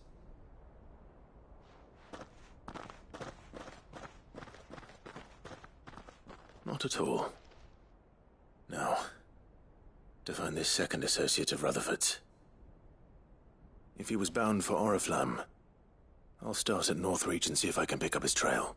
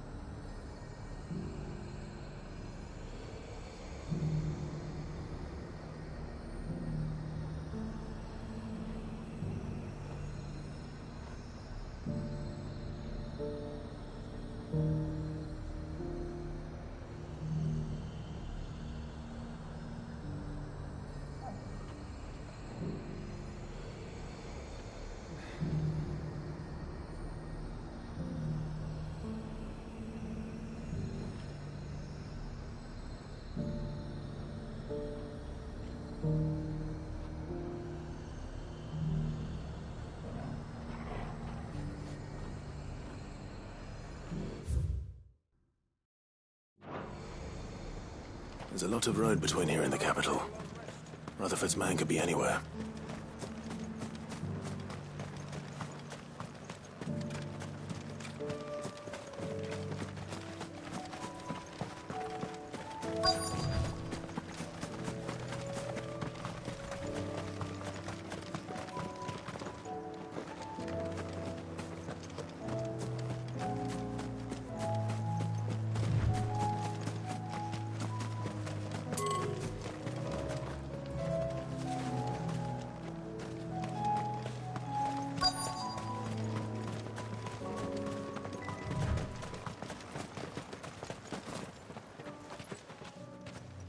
What happened here? If you're with the others, they've already relieved me of my belongings. I'm not. I'm looking for someone who was sent here by a man named Rutherford. And then you found him. I am Alistair Rockford, attendant to the Lady Ariane of House Wellesley. Of the 7 high houses of Rosaria. It's been a long time since last I saw my great-aunt. Is she well? My Lord Marquis? Yes. Yes, she is. The Lady Dowager has granted me leave to assist your Uncle Stuart. I was on my way back from the old capital when I saw some villagers being robbed on the road here. Bandits? They looked more like field hands, but it didn't matter in the end. I did what I could to help the victims, but all it earned me was a pommel to the temple. Which way did they go? South, toward the gate. All right. I'll take care of them. Founder knows I've met enough of their kind. You head back to Northreach, visit the Vale, tell them I sent you. Thank you. I shall. Founder be your shield.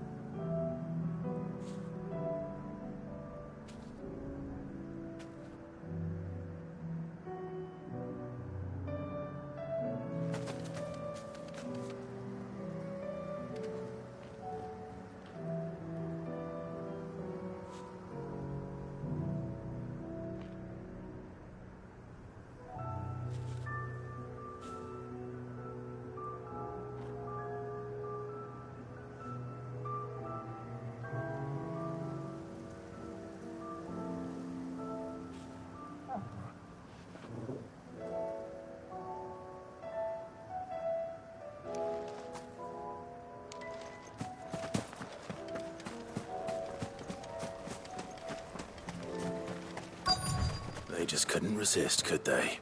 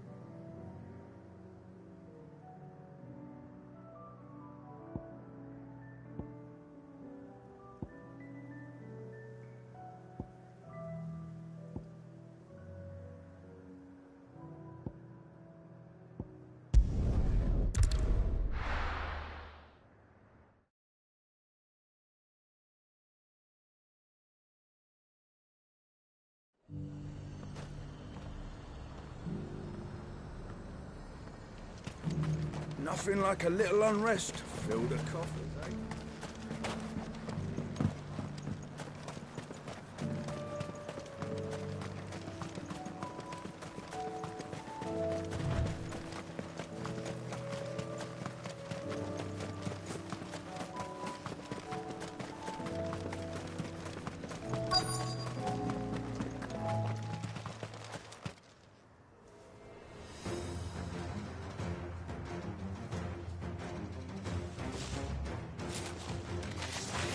This one's ours, pretty boy.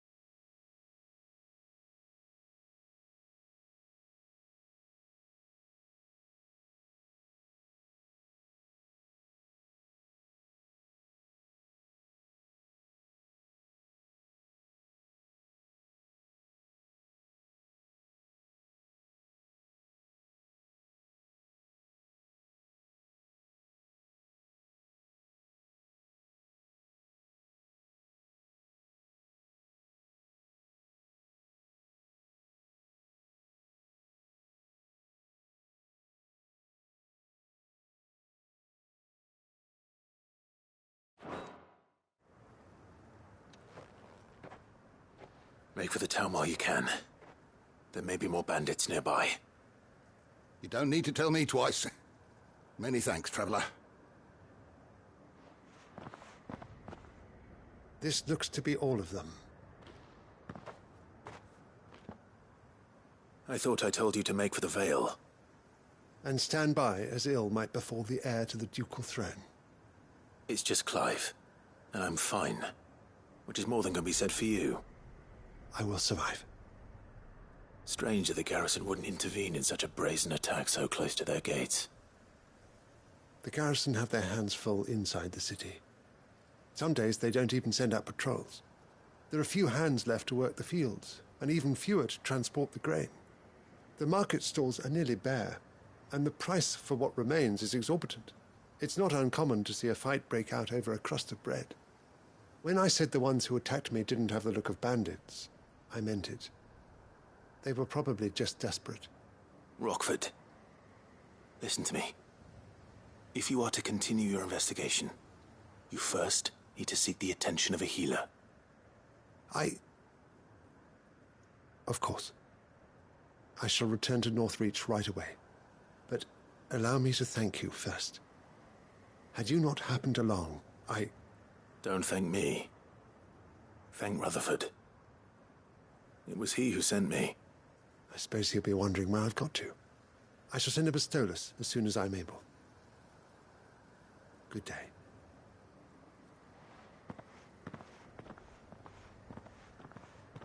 My uncle certainly has his work cut out for him. If it isn't already too late. I should go and tell Rutherford that his colleagues are still in one piece.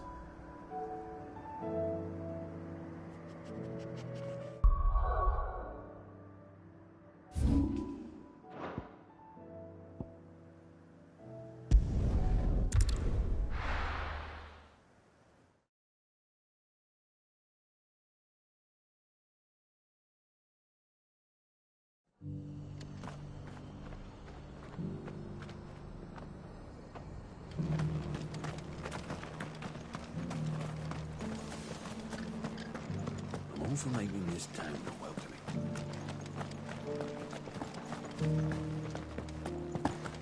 It doesn't still hurt, does it?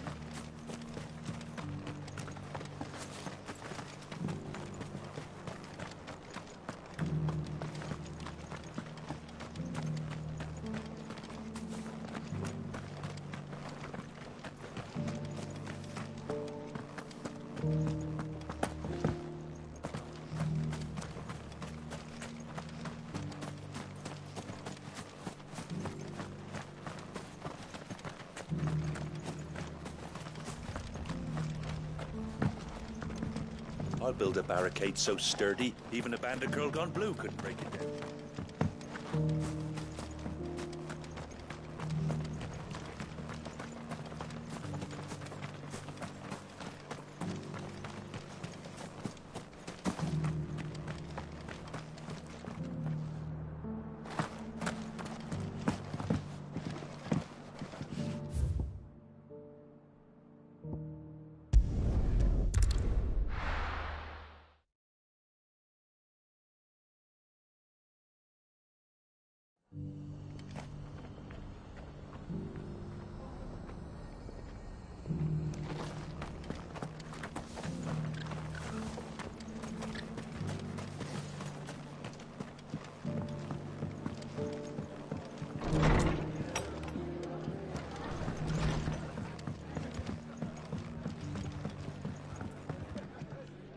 I see you're still here. The Rest's location affords a constant flow of traders, and with it, a constant flow of information. Speaking of which, I received word from both my associates. They have resumed their investigations, thanks to you. I only happened to be in the right place at the right time. They both seem to think the realm's prospects rather grim. I am afraid that grim would be putting it lightly.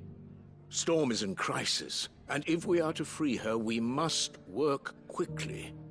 And we must work together. Such is your Lord Uncle's wish. As it is mine.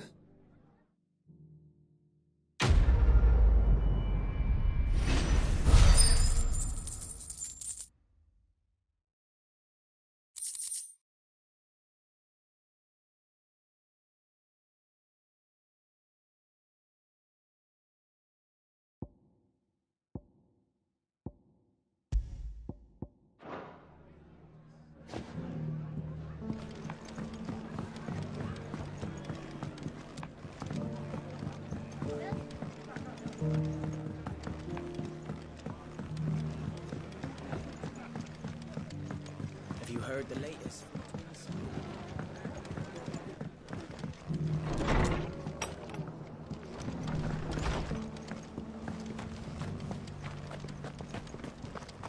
Just because the heavens have gone to reckon, they don't mean we have to.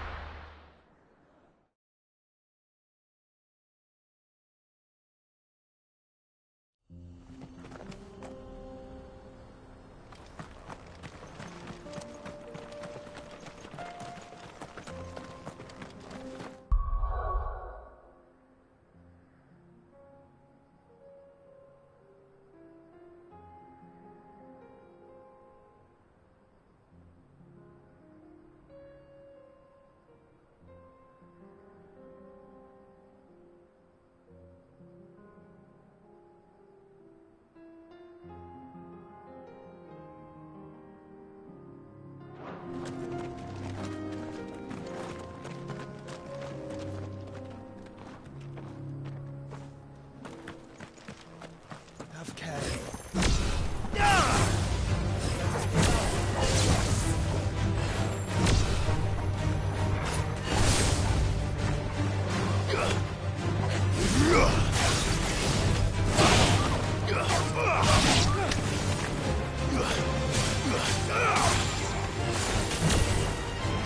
Finished.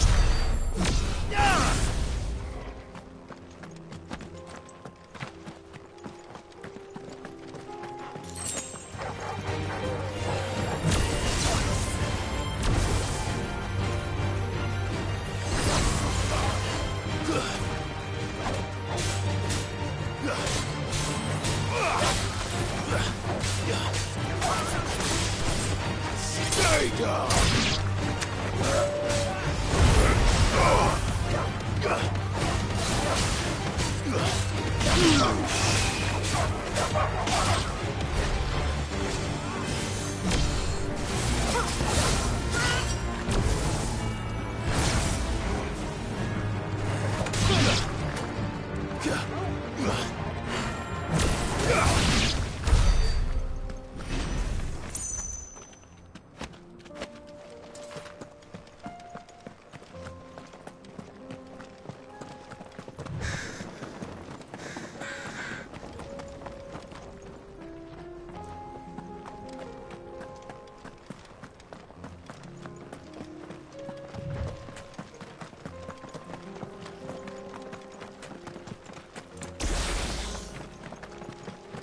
We can use the ruins to cross the ravine. Assuming they will allow it. The Echoes have a will of their own.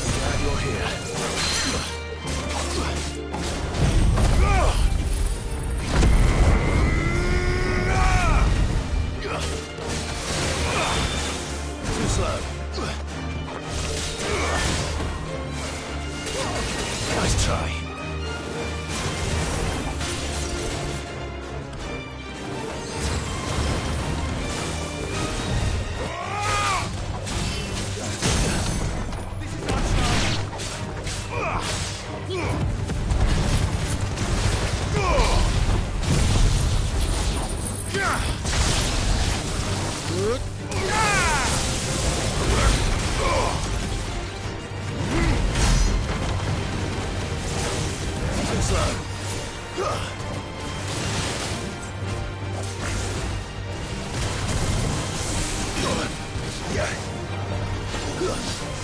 try.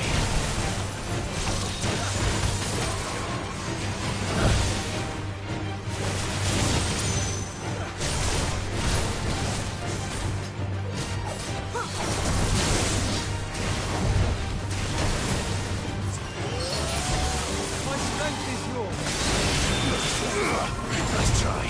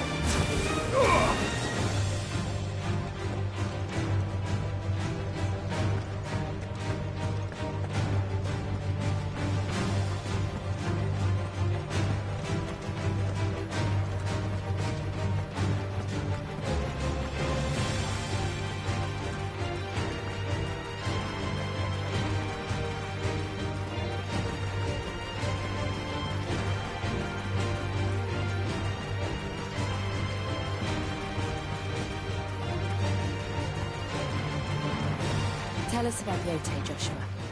She's strong-willed, loyal, and deadly with a blade.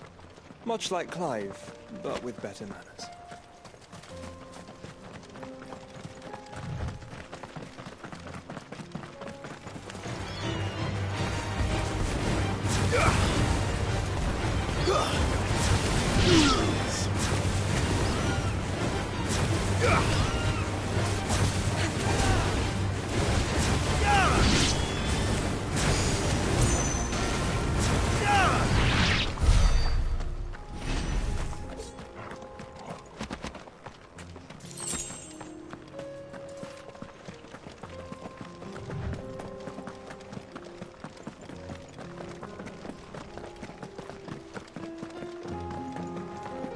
I do. Where are you off to now, then? Bound for the Free Cities, perhaps? Oh, no need to say if you'd rather not. We all have our reasons. Ain't exactly feeling like sharing with strangers myself at the mo. Truth be told, I could do with a bit of inspiration. Don't know which way to turn no more. Was doing a roaring trade back in Oriflamme. Right up until the poor Drake lost her noggin. So, thought I'd try me luck in the desert. And the Fang went the same way. And don't get me started on the mess in the bloomin' Dominion. Suppose I could try Canberra next. But knowing my luck, the old place be crawling with the works before I'd even set out me stall. But as I always say, where there's crisis, there's opportunity. The opportunity to mint Gil, that is. So, where to next? Is there any money to be made in Ash? Do orcs even carry Gil? I do. Where are you off to now, then? Bound for the Free Cities, perhaps?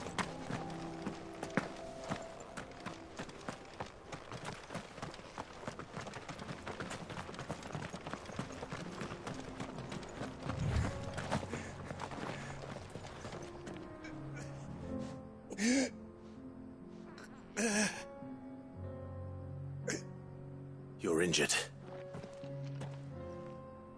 What What happened here? Where are your comrades? The ether flood up ahead. It swallowed our camp while we slept. My own men did this.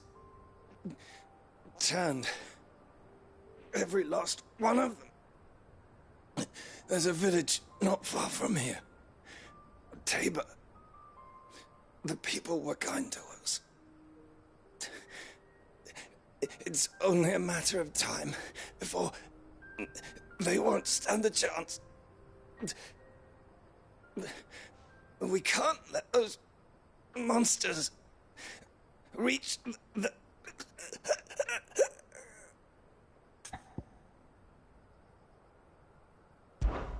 I'll go. You catch your breath. Thank you. Our encampment is up ahead. Just off the track. They must not reach Tabor. Forgive me, Lord Kuka. Rest well, soldier.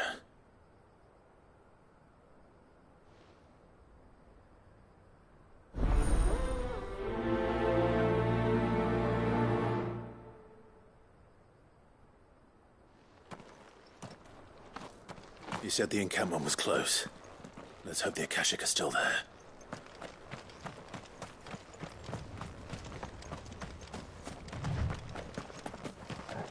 Another ether flood. They're everywhere now. We can't go round it. Then we'll just have to be careful. Good. We got here in time.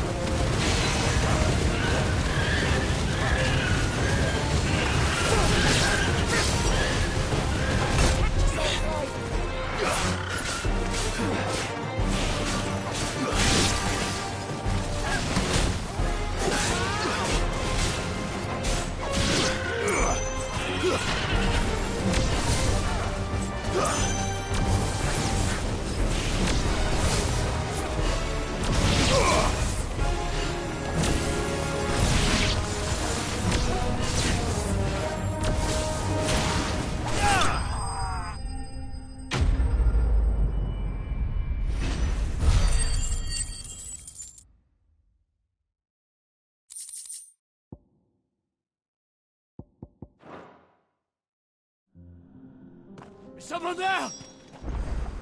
Please, I can't move my leg.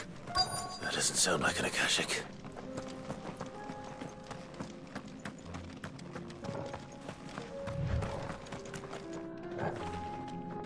You're with the battalion? I am. I heard the fighting. Are the others? Taken care of. One of your brothers in arms told me what happened and asked for help. Another survivor? Where is he? Tell me. His wounds were too deep.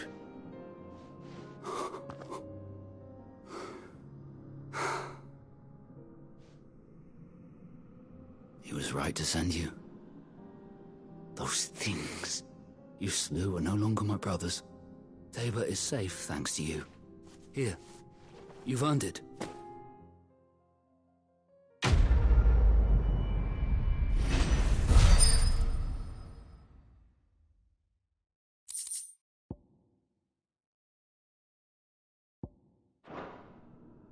You seem familiar.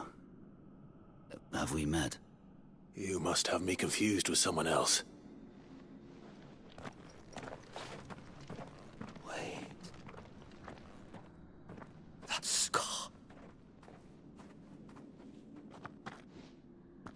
Son of a whore. You're Sid. I was there, in Cosnis, when you killed my brothers. I was there in Rosalith when you killed my commander!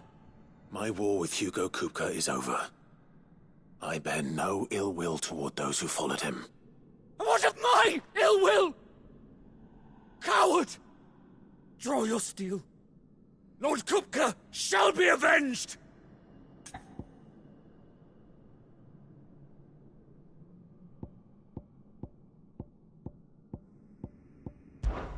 When your wounds have healed and your head has cooled, come and find me if you must. Though I hazard your life would be better spent in service of those who need it. Or have you forgotten your oath to the Republic? My oath? What would you know of oaths? I know how hard they are to keep. Which is why I'm giving you the chance to keep yours.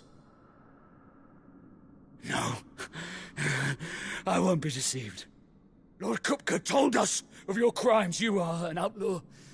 A murderer, not some... Man. Like you or anyone else. I am nothing like you. But if you're not gonna kill me, then go. Leave! Just know that I will find you, Sid. Someday.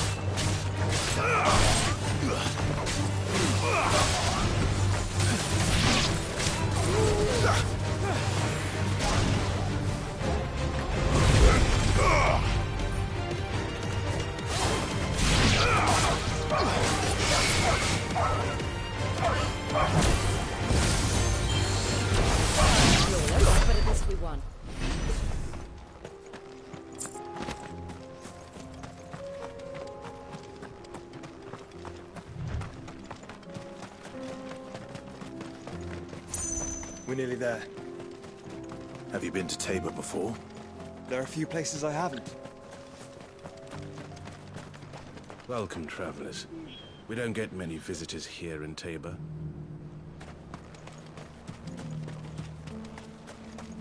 Where now, Joshua? There is a residence just inside the city gates. She awaits us within.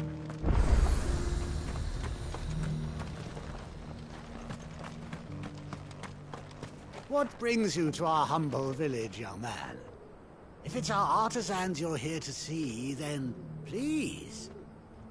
But do try not to interrupt their work.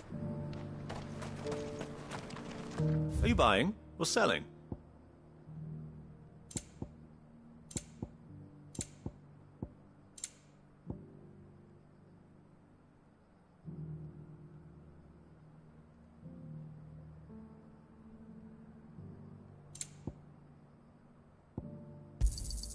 Of course.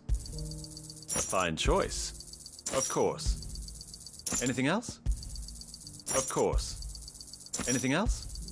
A fine choice. Of course. Anything else? A fine choice.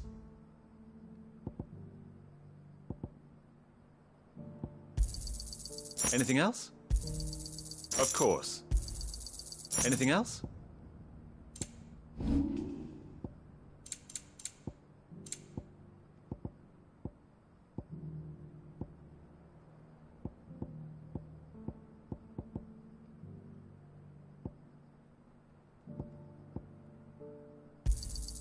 It's a deal. Ah, not bad. It's a deal. Ah, not bad. Come again.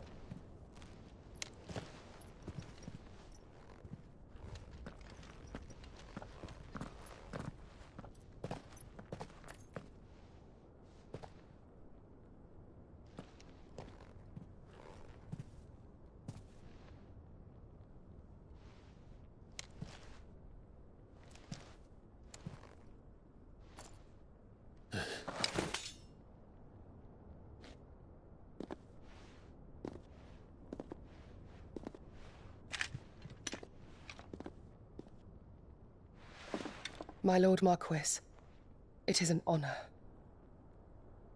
I am Yote, Knight of the Undying, charged with the protection of His Grace Joshua Rosfield, Keeper of the Flame of the Phoenix. Of course. It all makes sense now. Would you care to elaborate? The Undying are loyal servants to the ducal throne. Or more specifically, to its heir. They have served our family for generations, albeit from the shadows. Since their inception, they have been tasked with the preservation and enactment of the rites of ancestral communion. After the events at Phoenix Gate, it was the Undying who delivered me to safety.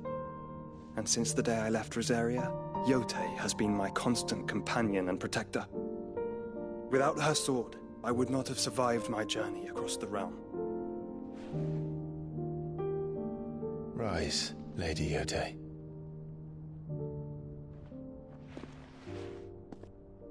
You saved my brother. I owe you a debt I can never repay. I but did my duty. Come now. Tell us what you've discovered. Your Grace. It is as you feared.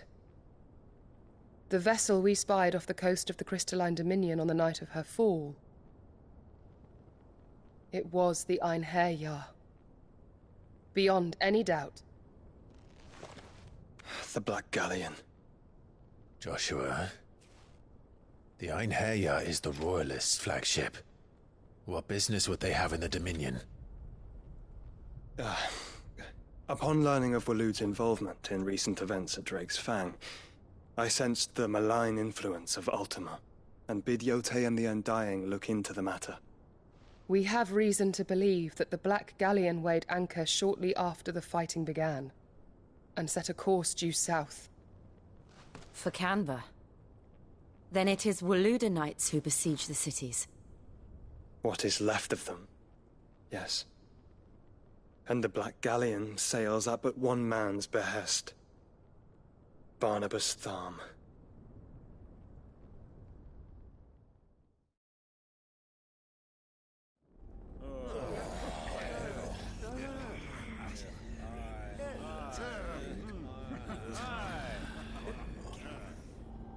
But are we truly safe here in the Agora?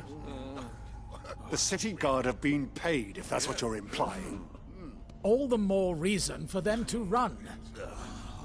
Well, you are free to leave, Lord Minister.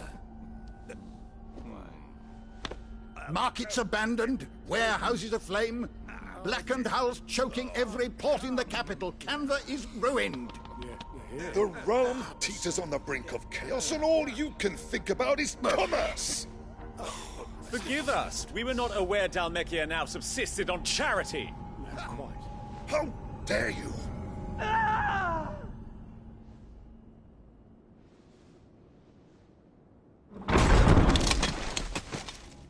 Distinguished members of the Council, you must forgive His Majesty this intrusion. What is the meaning of this? A trifle crowded, but I fear it will have to serve, my liege. Very well. My colleagues, do you not see? The king!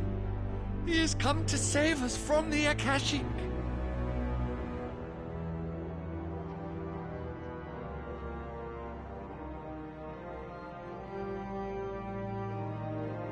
He is a gift from the heavens, divine intervention, our very salvation.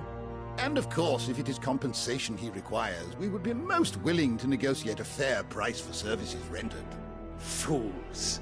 Your ignorance unbecomes you. Your Majesty, correct me if I'm wrong, but I would swear that the fiends washing the cobbles of Canva with the blood of her citizens wear the colors of Waloed. Ha! So you do not deny it. Guards, fetter them, and see our guests to the dungeons!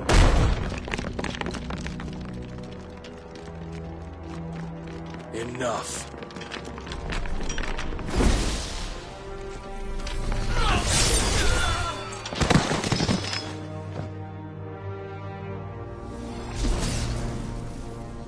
Pathetic creatures.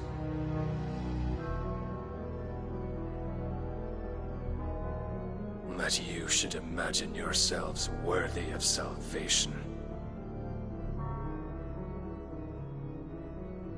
The girl is still here, somewhere in the city. Her consciousness fair dripping with her late father's hubris. A consciousness to which Mythos is inextricably bound and inexorably drawn. See that he is made welcome. Yes, Your Majesty. Come, Mythos. Surely the prince's light cannot have sated you.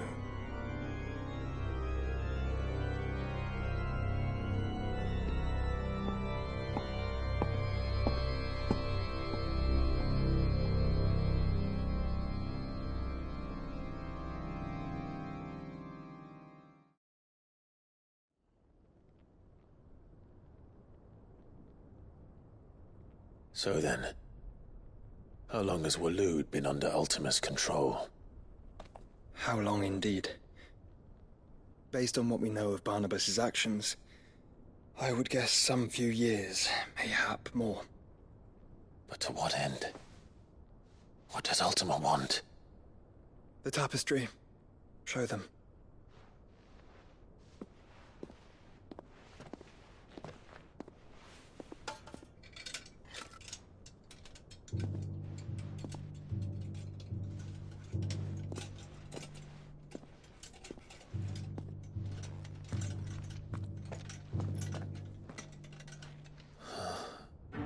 By the flames.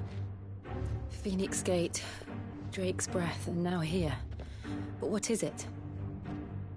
It is old, ancient, even. Naught remains of the faith it represents, save what can be gleaned from the image itself. None could tell me what the one in the apothecary meant, even the Undying. But I believe it may be the key to discerning Ultima's purpose. That figure in the center, the one beneath whom the icons congregate, that I believe to be Ultima. He is a god, or at least godlike, his very existence beyond our ken. The icons, and by extension their dominants, are meant to be his subjects, and while some, like Barnabas, have accepted this role, others have rejected it, like you, Clive, which is rather inconvenient, as it appears he needs you most of all. And gods don't like to be disobeyed. No, I don't suppose they do. Clive, may I tell Yote of the lake? By all means. Yote, I will be accompanying my brother to the Free Cities. Whilst we are afield, I would have you watch over those Clive has made his wards. Umielos delan tuisag ilith. Though well concealed, the hideaway lacks trained fighters to defend its occupants should they be discovered. But it is my duty to... As it has ever been my brother's duty, remember.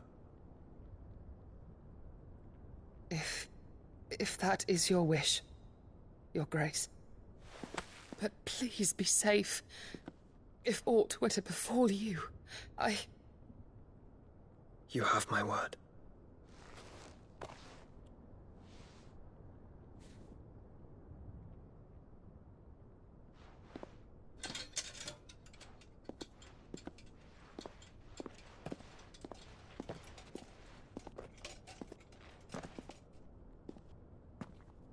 Farewell, my lord, my lady. We are in your debt, Yote.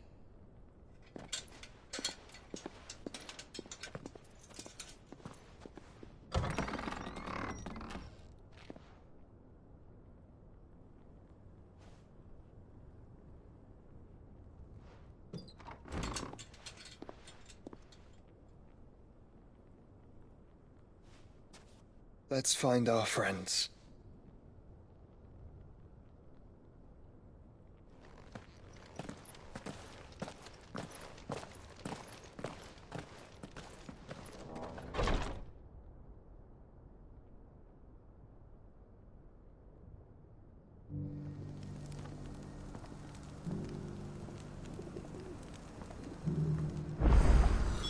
It's plain she cares for you very deeply. And I her, which is why I had to let her go.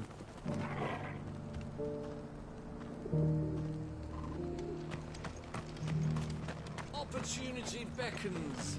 What brings you to our humble village, young man? If it's our artisans you're here to see, then please. But do try... Is that blade for hire, perchance? Because I have a mind to make a killing. Figuratively, I hope. Well, yes and no.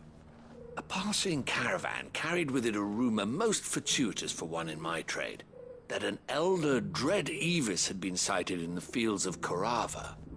Dread Evis are aggressive beasts. Compelled as they are to acts of violence, few survive to maturity, but those that do develop a hide of phenomenal value. A hide you want to sell? Eventually, yes. Though I would have it tanned first that it might be crafted into marvels the likes of which the world has never seen. Dread Evis skin is a rare thing indeed. But the worked hide of a well-aged beast, now that would fetch such coin that Gilbert himself might weep with envy. Bring me that beast's skin, and I will share with you the bounty of our combined labors.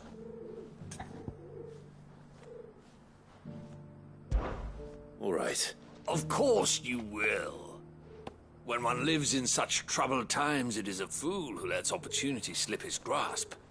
Leave Tabor through the east gate, but take the path that branches west. Once you reach the checkpoint at Tovani, you are a mere stone's throw from the fields of Korava. I eagerly await your safe, and above all, triumphant return.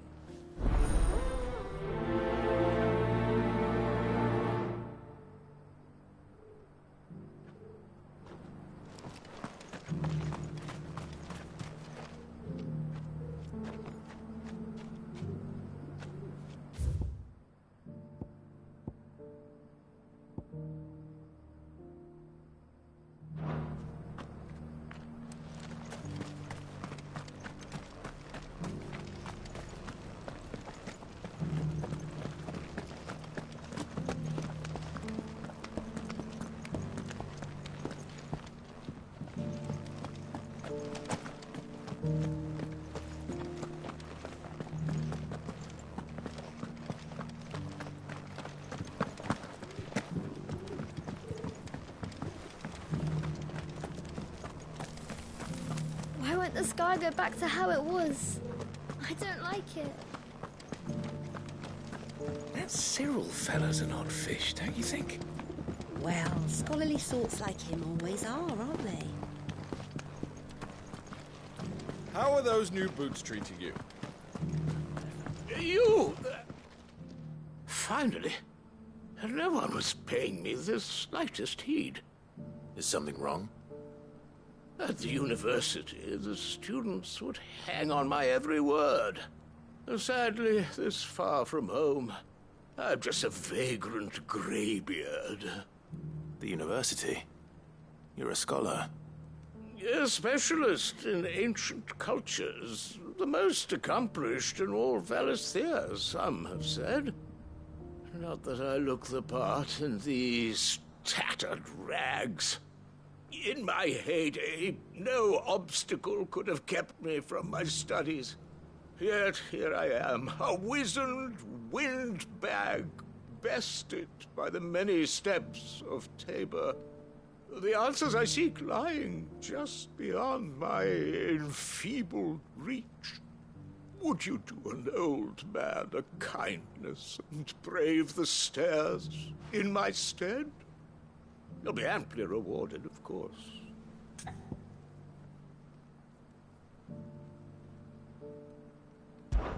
Climb the stairs and memorize a few inscriptions for me. Assuming you know your letters, that is. Some courteous soul is rumored to have carved clues to Tabor's rich history into stones dotted about the village. 3 of them, to be precise. 1 each to the north, south, and east. I'm here in the hope that those carvings might shed light on a riddle I've been pondering for some time. Namely, the otherwise undocumented origins of Tabor's unique people. People quite unlike those of neighboring lands. I can't promise I'll remember everything perfectly. Remember what you can. I'll piece together the rest. Make for the domed pavilions, and you'll have no trouble finding the stones.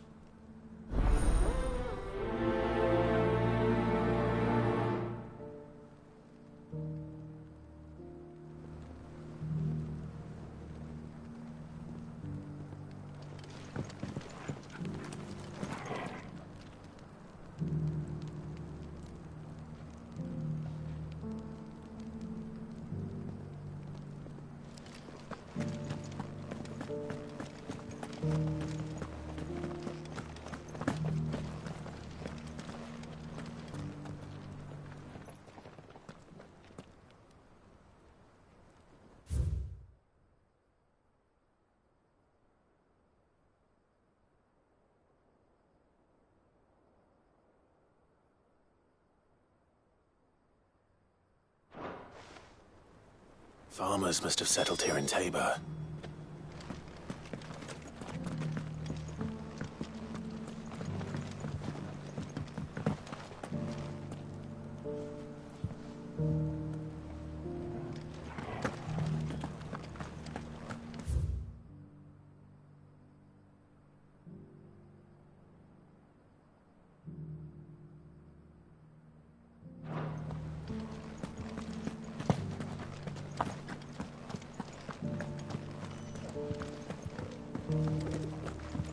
Decent quarry's been hard to find since the start.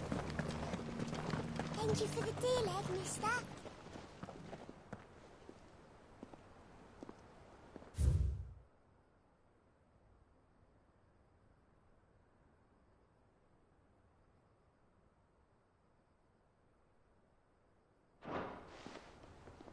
What golden plains might the wanderers have called home, I wonder?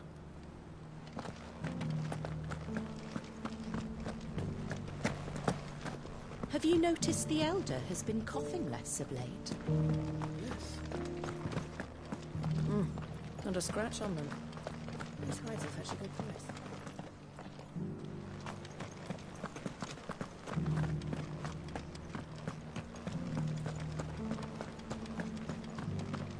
So it's these stones to Canva, and the rest of the boxes to Dalman.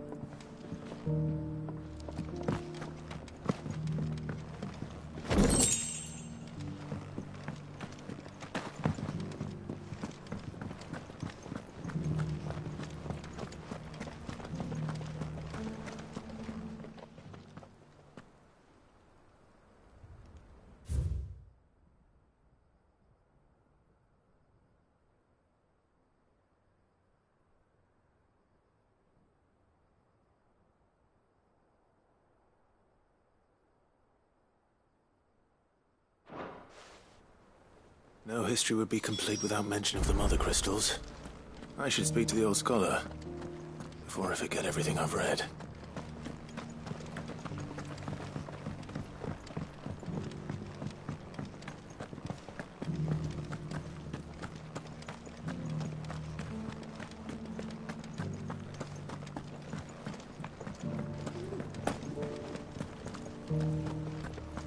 Here's the scraps you were after. Thanks.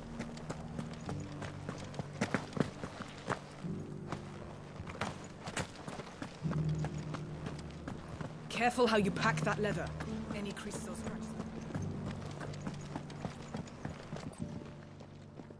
The engravings were in good repair considering their age. Oh, would that I could have seen them for myself. Oh, come, don't tease me now. What did you learn of this place and its people? Let's start with the engraving to the south, shall we? What did it say?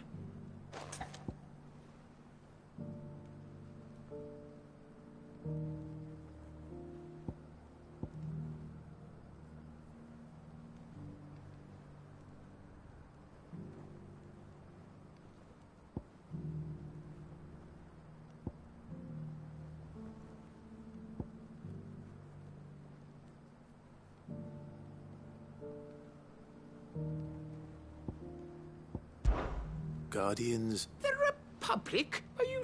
That can't be right, then.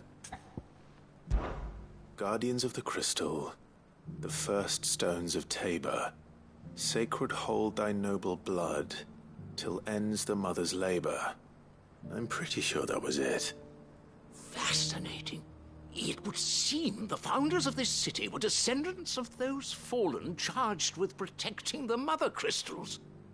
But whatever could have driven the Guardians so far from their sacred charges, I wonder? The engraving to the north is next, I think.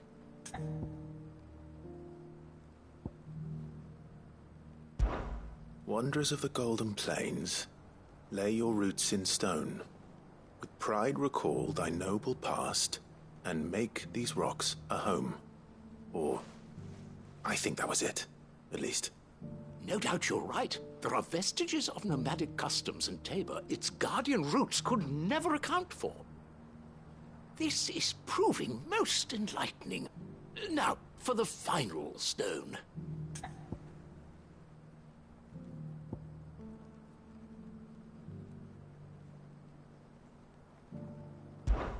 Children of the hunters, now tillers of the land, reap her promised blessing, and give praise her gracious hand. That's all three.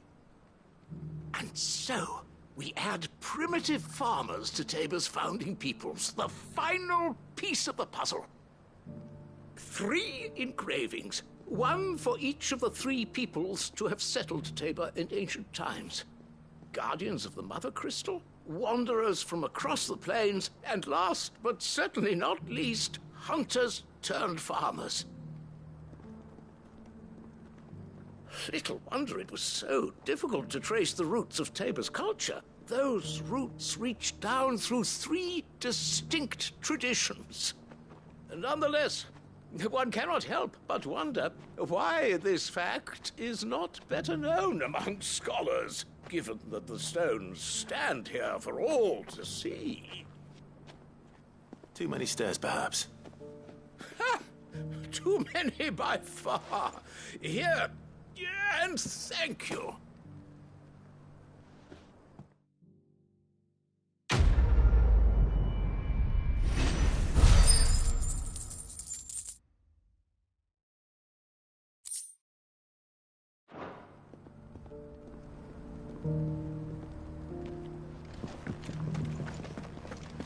How are those new boots treating you?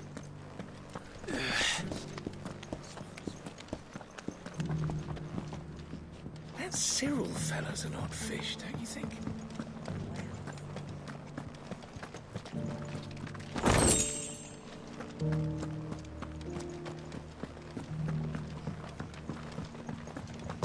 So it's these stones to Canva, and the rest of the boxes to Dalaman.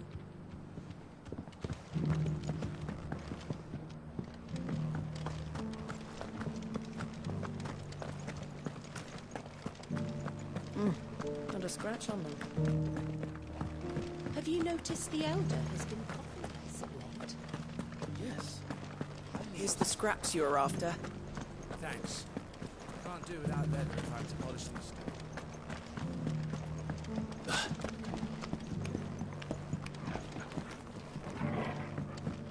Decent quarry's been hard to find since the sky's turned. It has indeed.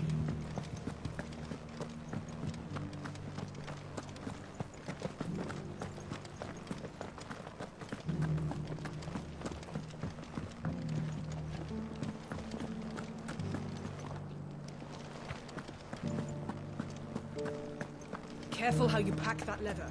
Any creases or scratches will bring down the price.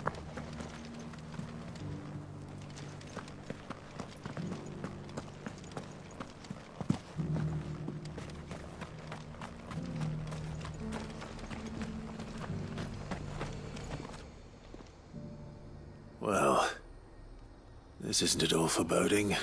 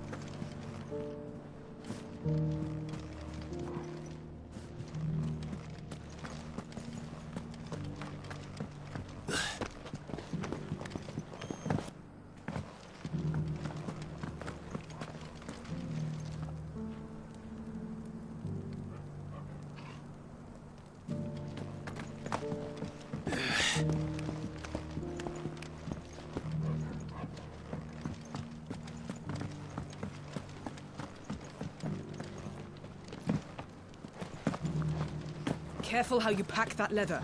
Any creases or scratches will bring down the price.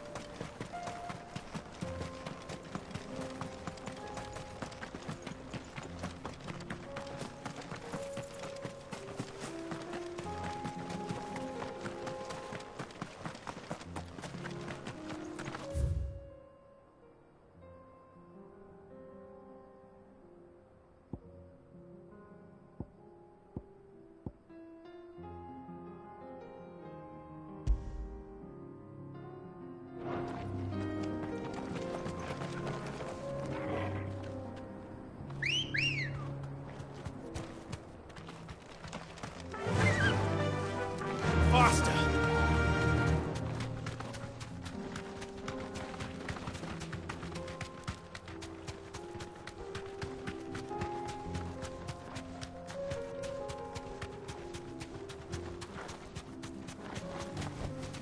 I can walk from here.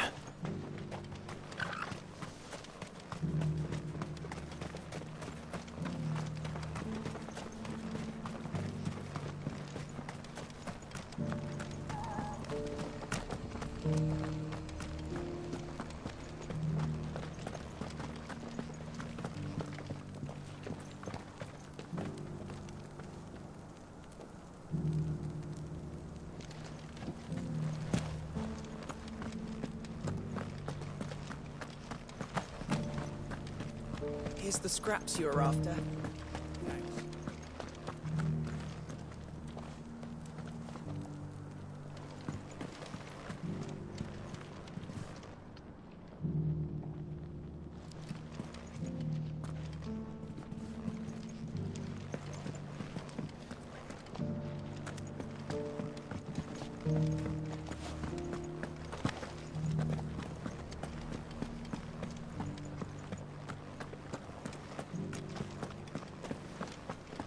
Have you noticed the elders?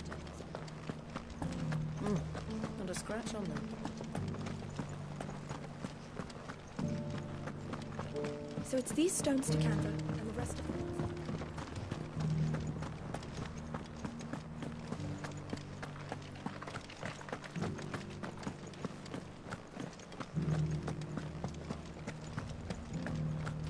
How are those new boots treating you?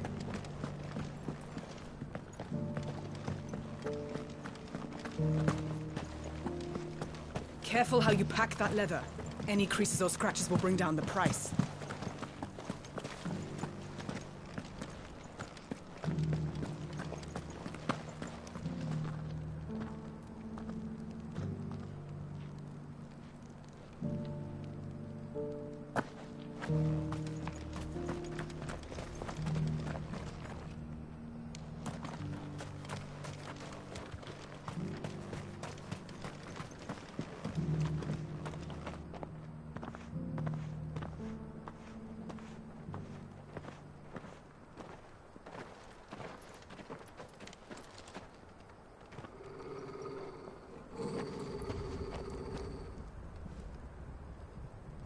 Cyril.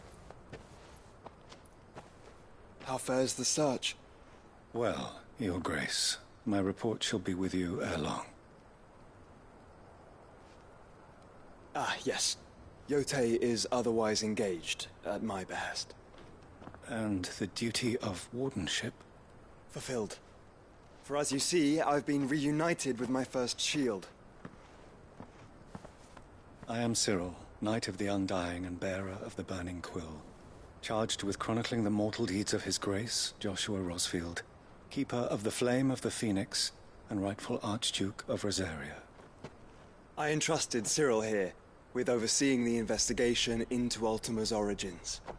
Findings from his brothers and sisters afield are delivered here to be collated and catalogued. Just how many Undying are there?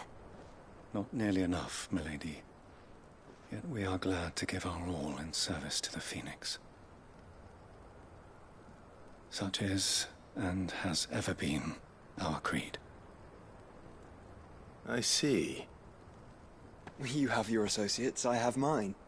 But you may now think of them as ours. That won't be a problem, will it? The Phoenix is our sun, and we but the shadows that quicken in his radiance. It is from the darkness that we serve, both him and now you.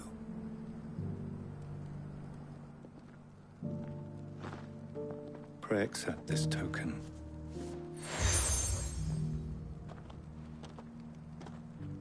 For as long as you bear it, members of our order will reveal themselves unto you. If there is nothing further. No. You are dismissed. Your Grace.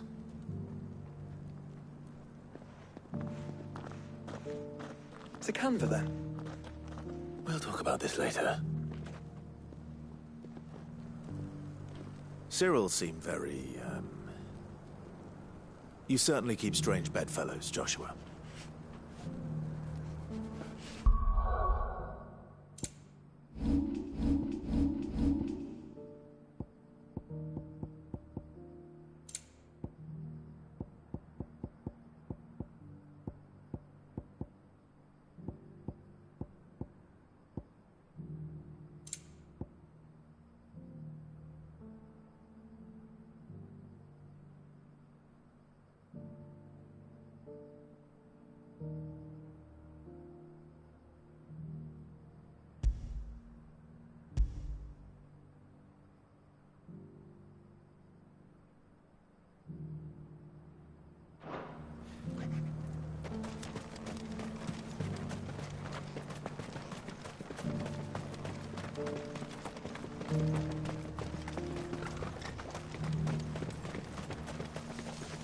Ah, Lord Rosfield.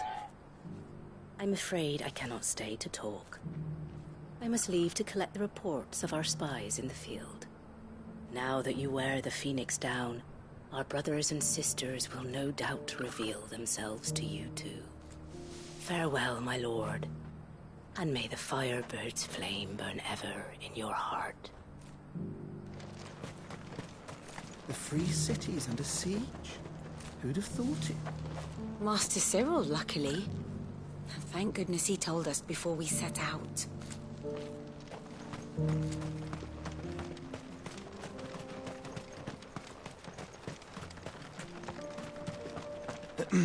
Are you sure this is the right way, brother?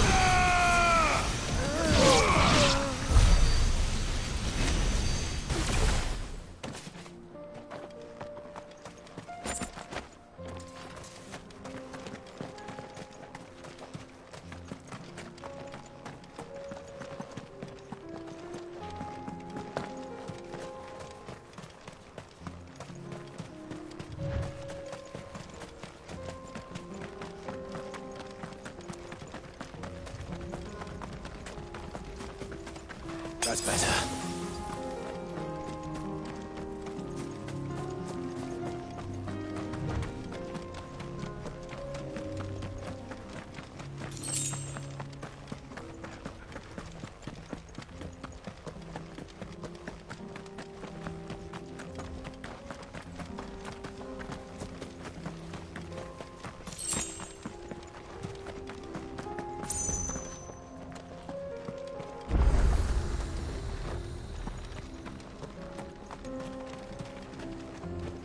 You lost, stranger. Wherever you're headed, it's back the way you came.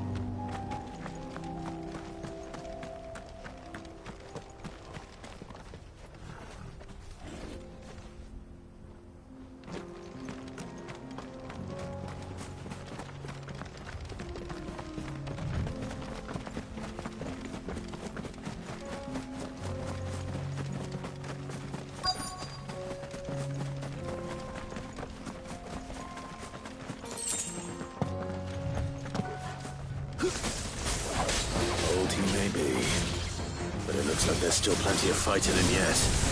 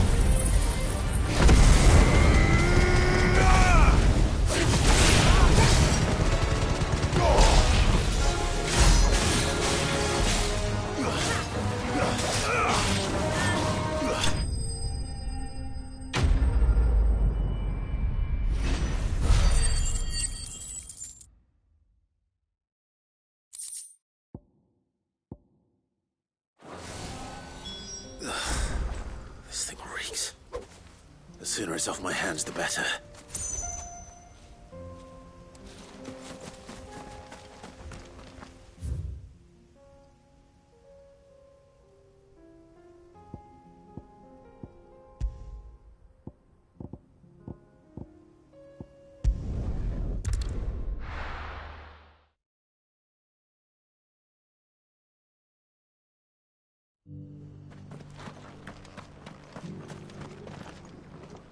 Here's your hide, as requested. I worried you might never return. Quickly, let me see it.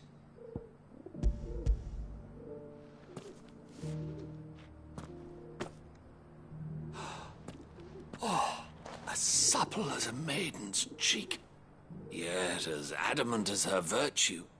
This is everything I had hoped for, and more. Clearly, my trust in you was not misplaced. You must be a hunter of considerable talent to have bested the beast with nary a scratch. Join me as my honored partner. With my means and your might, we shall be as wealthy as the merchant kings of Zemeckis. I don't plan on making a habit of this. I'm busy enough as it is. Very well. Though I believe fate had a hand in our meeting, it would be unbecoming of me to beg. Do not allow me to keep you from being about your business. Here, for the hide.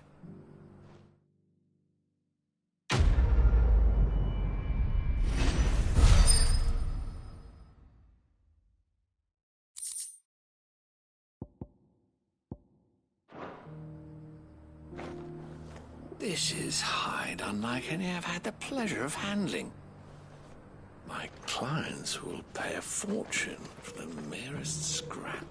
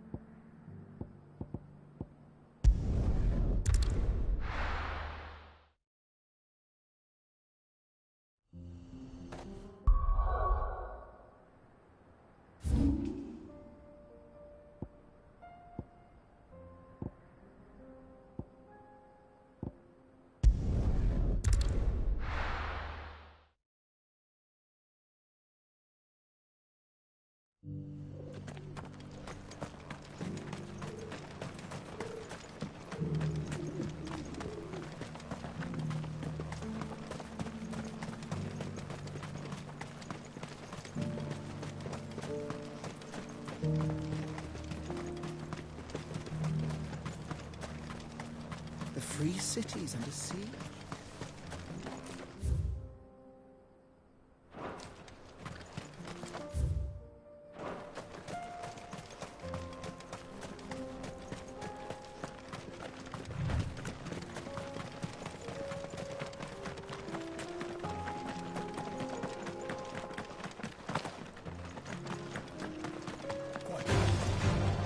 Orcs.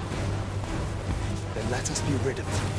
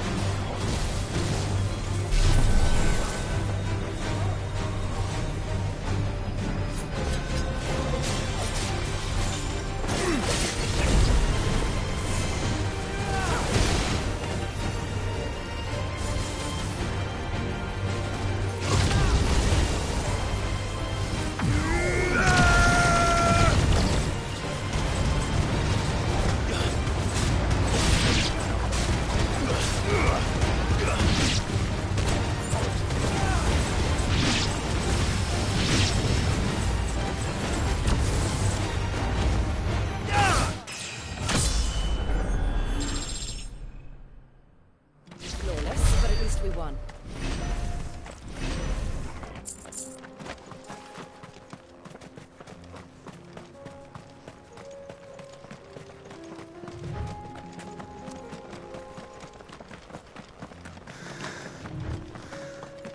Clive. Smoke. Is the city fallen?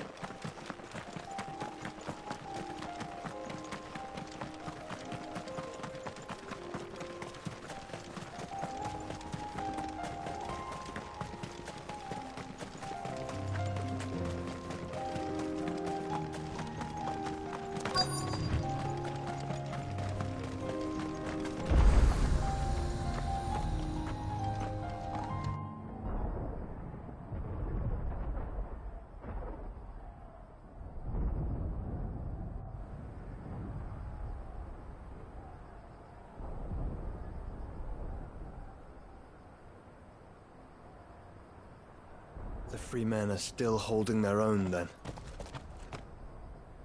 Do we have any idea where Gav and the others might be? There's a warehouse near the docks where we agreed to meet if there was any trouble. We should hurry.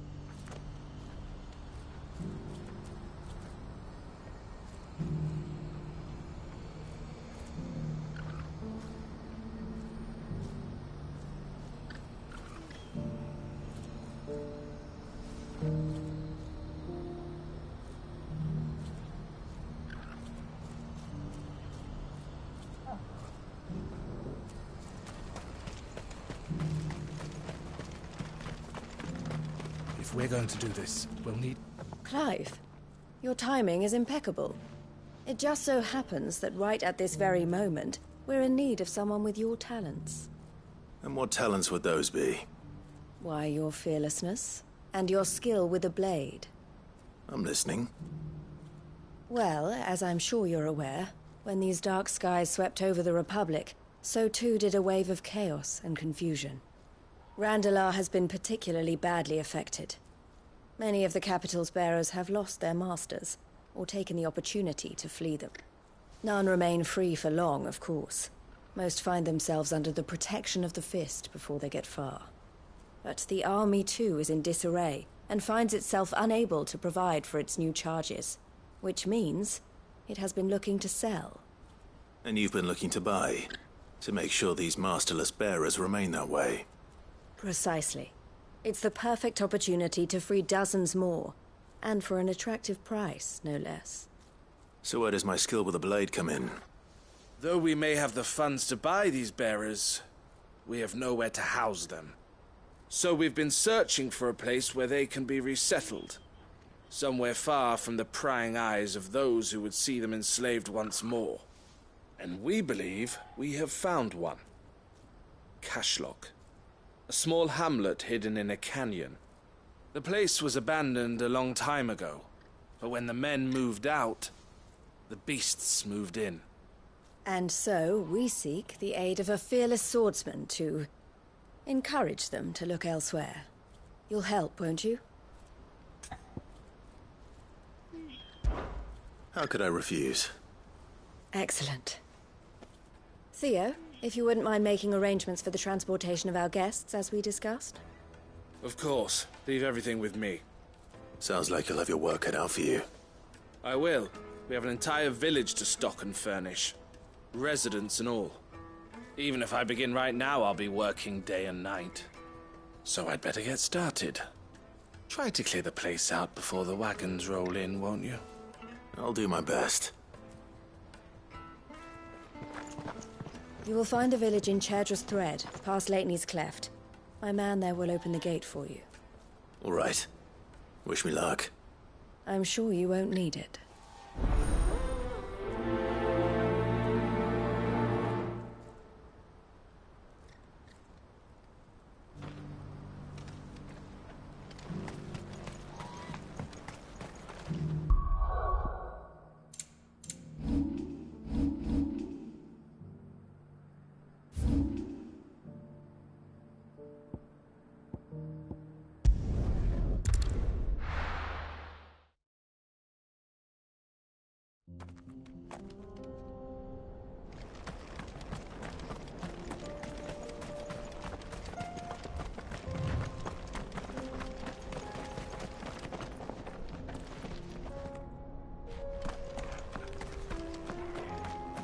Oh, you're a friend of the Crimson Caravans. And by the look of you, I'd say you were the help they told me was on its way.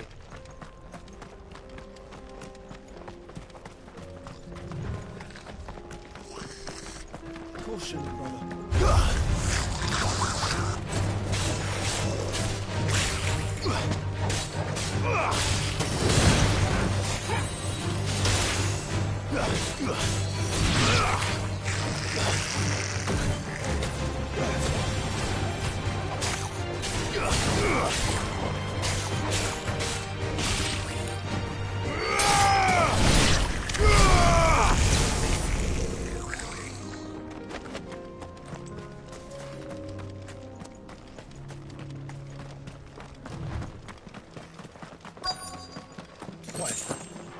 This must have been a nice place once.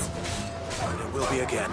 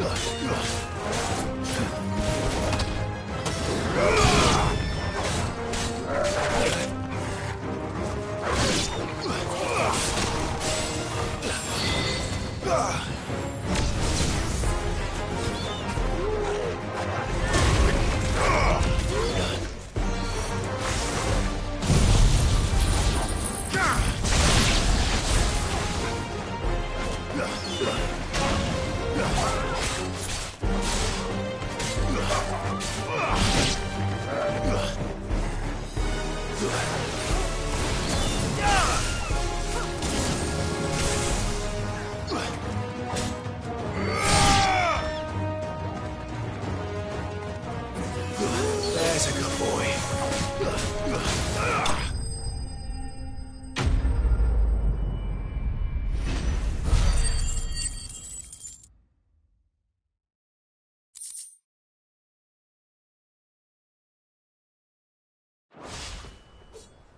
I think that's the last of them. I think you're right. Let's head back to Boklat.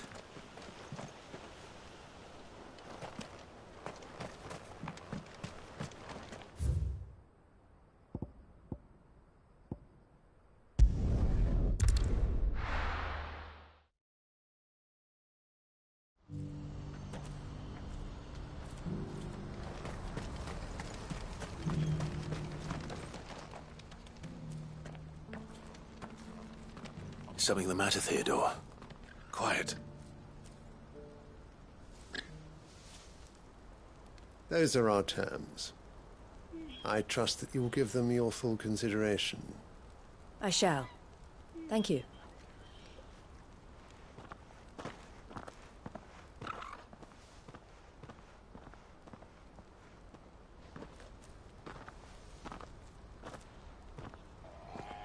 Him again. Someone you know? Yes. And, no. But enough about him. How did you fare down in Cashlock? It's done. The village is safe now. You made quick work of it, as always. I should go and let Eloise know. Don't let me keep you. But Clive, don't tell her I was watching her, will you? She'll only get upset. I'll explain everything once you've finished with your report. All right. We'll speak then.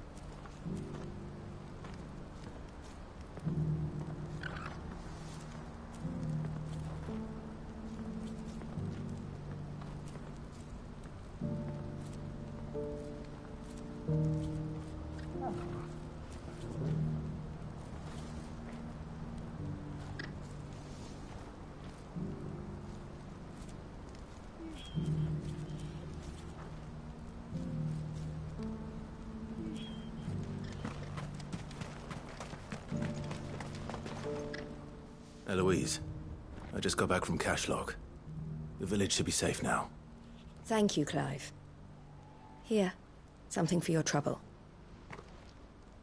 Well then, now that you have laid the groundwork for our little project, I suppose we'd better finish the job. The first thing we'll need to do is make sure our offer for the bearers is accepted. You're still in negotiations? We are. A trusted colleague has been dealing with the Fist on our behalf, but things have been trickier than we anticipated. I suppose it's to be expected. This is the army we're dealing with. Fighting's what they do. But we shall emerge victorious in the end. Well, if you need any help, you know where to find me. I'm not sure I do. But thank you, all the same.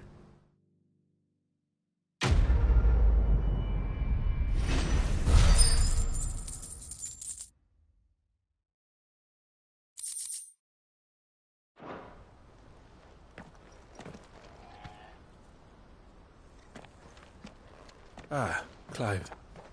You wanted to talk? The man I was watching earlier, the one speaking to my sister. He represents the Silver Peak Consortium. It's one of the bigger trading houses.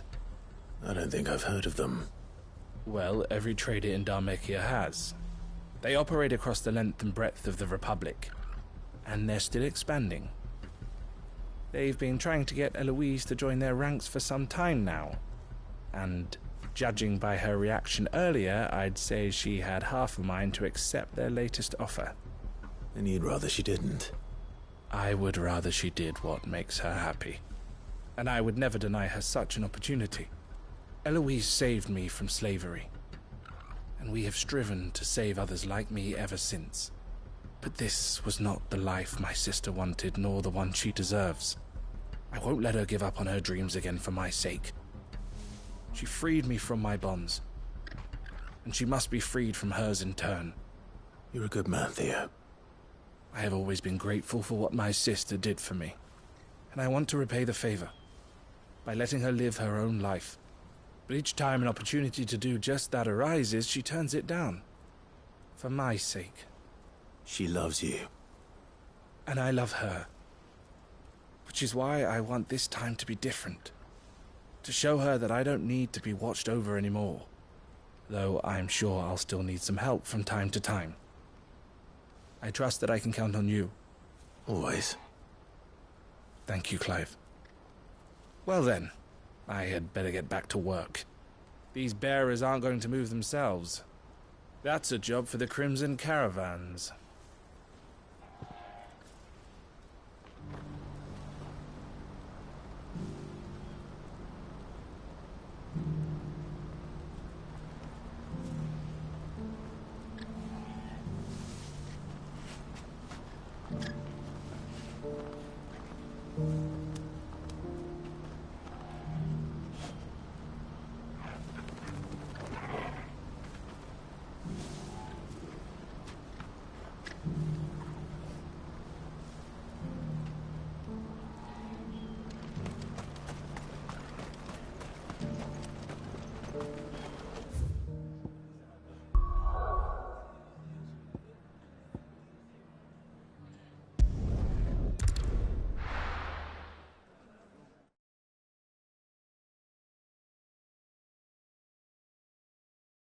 I'll be taking you all to a storehouse in the Bales.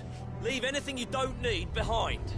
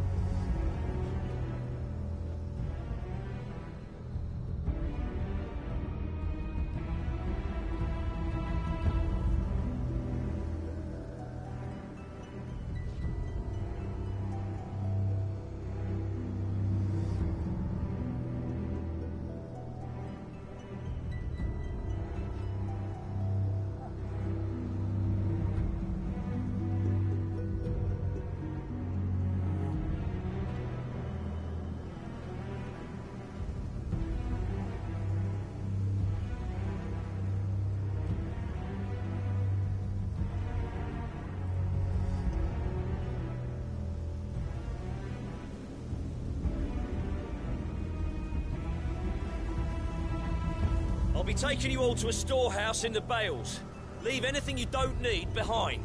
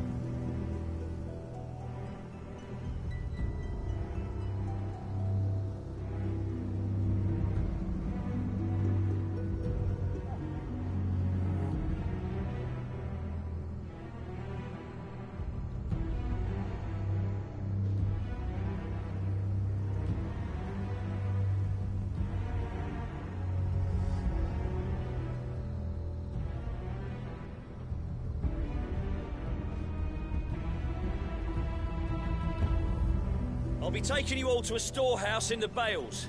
Leave anything you don't need behind.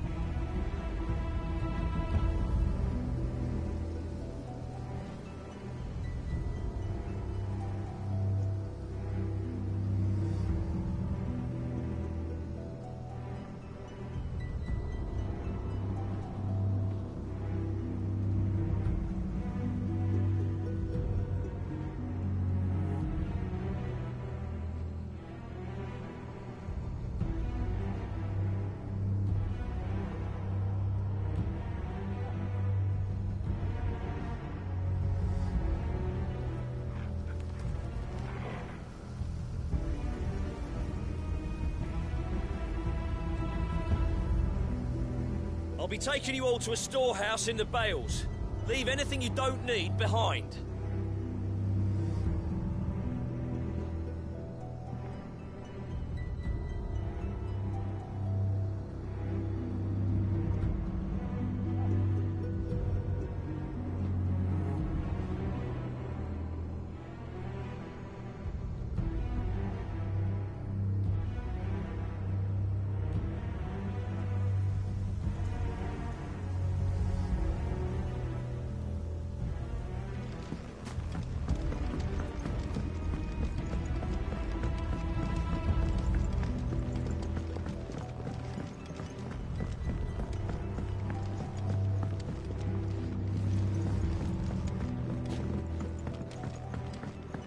You know what you have to do. Clive, I fear that I must bid you farewell. As you know, our time grows short. The Lord Chief Justice's vultures are circling. We must strike now. Before we part, I want you to know that, though I may not always have been your most vocal ally, I trust you, as I trusted your predecessor. Thank you. I appreciate the sentiment, and I understand more than anyone how you feel. But is revenge really the answer? It is the one I found, and it is all that I have lived for since that day. But what of Lostwing? Everything you've built. I built Lostwing to achieve this aim. Once it is done, the village will have served its purpose. My comrades and I are sure of our cause, and we shall fight to the last, come what may.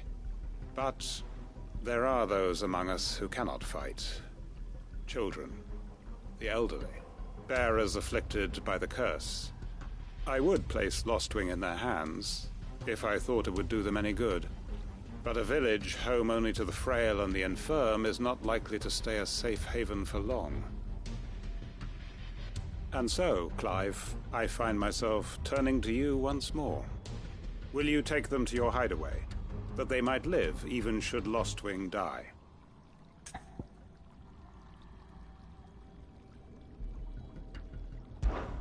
I will. Thank you. I will not have it said that I did not see to the well-being of those who rallied to my cause. The people I speak of have withdrawn to Gotan's Bales, away from danger in case the Black Shields strike. Understood.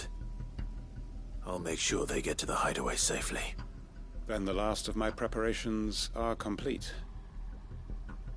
Fare you well, Clive. And may Grieger guide us. All of us.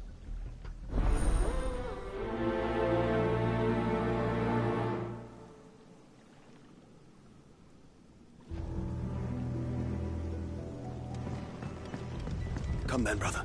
We are awaited in Gotan's bales.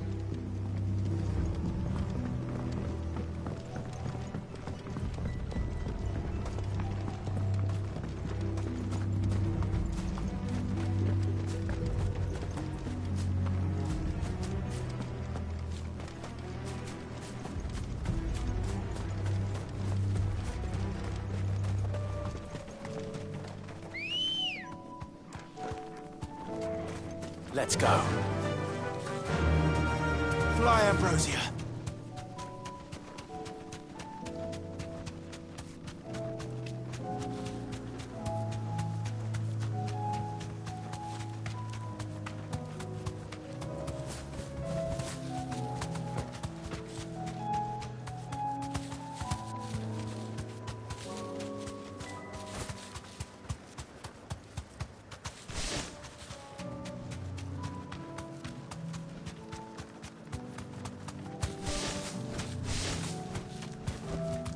I can walk from here. Everyone, Quinton has asked that you come with me. He can no longer guarantee your protection, but I can. There's a safe place I can take you to. Well, if that's what the Master thinks best. Sid, none of us would be standing here today if it weren't for Master Quinton. We owe him our lives. So we ain't about to start telling him what he should do with his. If he's saying we ain't safe in Lost Wing no more, it's 'cause he ain't coming back. And if that's what has to happen, then so be it. I only hope he can see this through to the end. That we get to see justice done. I hope so too. Oi! You lot! Where's everyone else? They ain't already left, have they? They've gone with Master Quinton. Fuck! Fuck! Fuck! What's wrong? I've just come from the Justice's Manor. We have to get Quinton to call off the attack. It ain't just the Black Shields protecting the place. He's got a guard dog and all. A fucking monster. They don't stand a chance against that thing. If I don't get the message to them, they're all gonna fucking die. We can't let this happen. Sid! Don't worry about us. You've got to catch up with him. We can't let Quinton die before that bastard does. All right. I'll do what I can. Where is this manor? It's way over to the east, through the woods. Heaven Hall, he calls it. Promise us, Sid. Promise us you'll do what you can.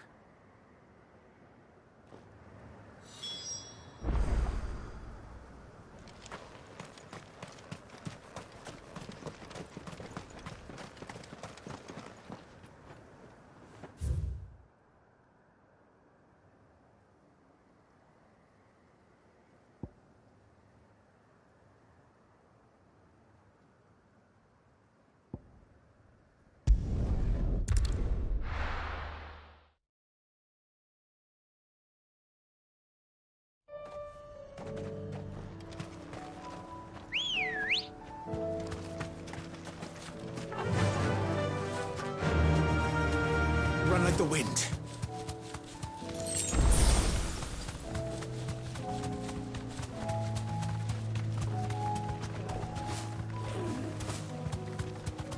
Caution, brother.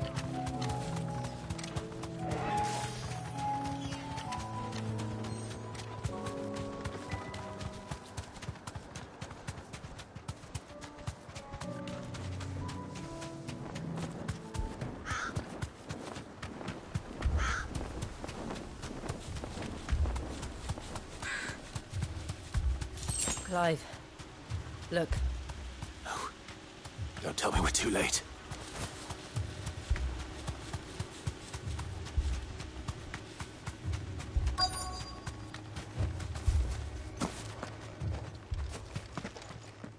Quinton, are you all right? No. But I am alive. Which is more than I can say for my comrades. They followed me without question all the way here.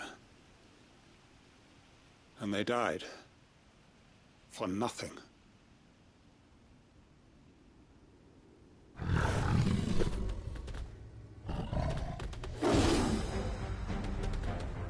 This must be the guard dog. Quentin. I'll hold it off. You go. But... your comrades didn't die for nothing. They died for you. Don't let their sacrifice be in vain. I won't. Come on, then. That is no mere guard dog.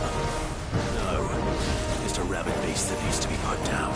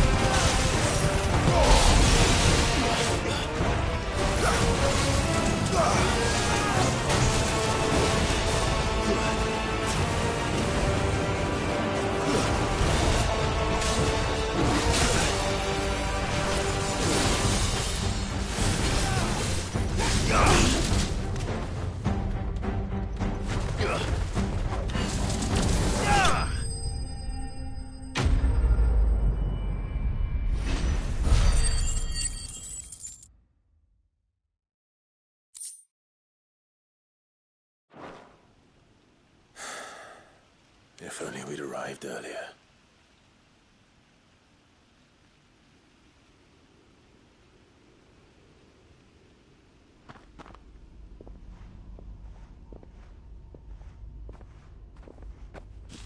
Is it over? It is. He wept and begged for mercy. And I cut him from ear to ear, just as I dreamed of doing all these years. All my plans, building a haven in Lostwing, freeing bearers from their chains and recruiting them to my cause. It was all for this. But what is this? Justice? My faithful comrades. All those lives lost, so that I might take another. Quentin. Master Quentin! Oh, thank Grieger you're safe. You're alive. And so are you. I'm so sorry. I tried to warn you about that thing. And I hate to say it, but there's more bad news.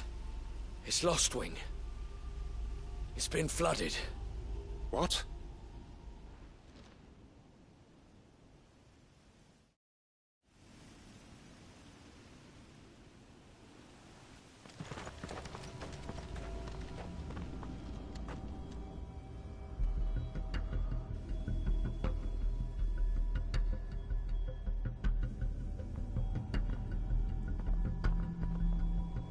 Lostwing.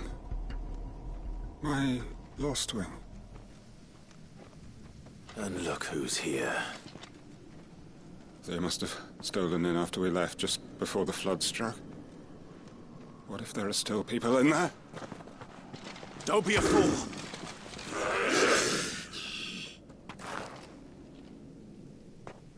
Damn it.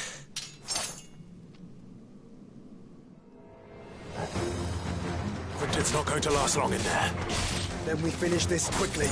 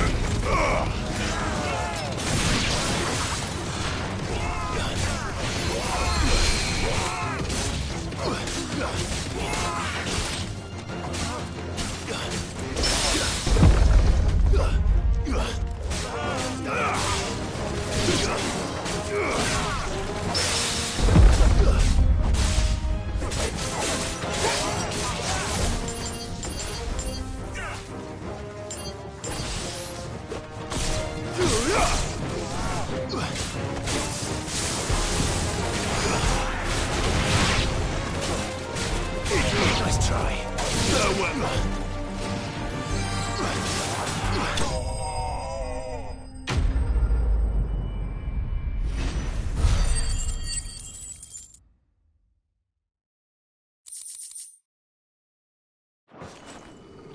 I need to find Quentin.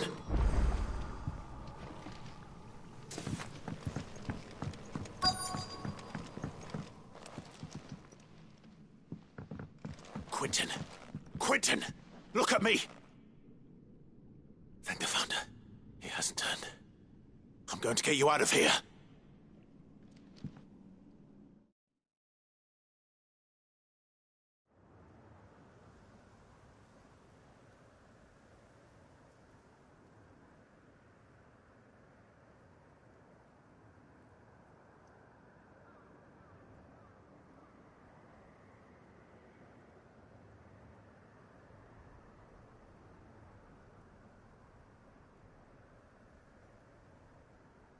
Welcome back to the land of the living. Is Lostwing? The flood has filled the valley. I see. Then all is at an end. A strange way to achieve one's life's ambition. No, Master Quentin. Save your strength. Why?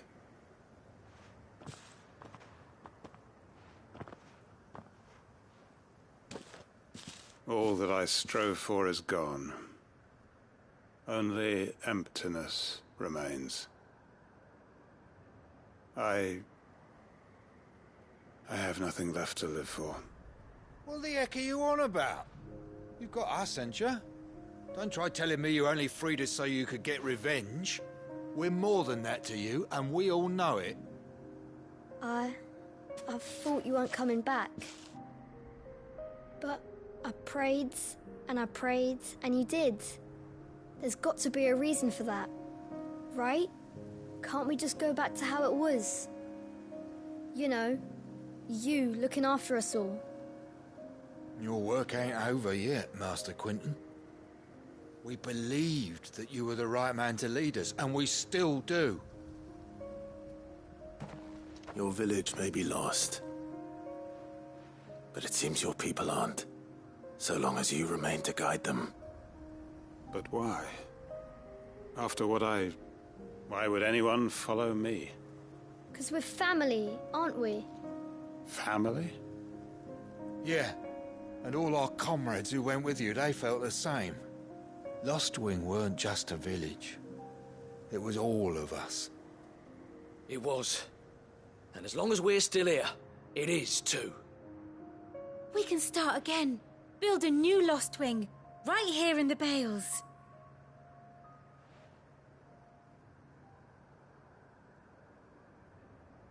A fresh start. One life ends, and another begins.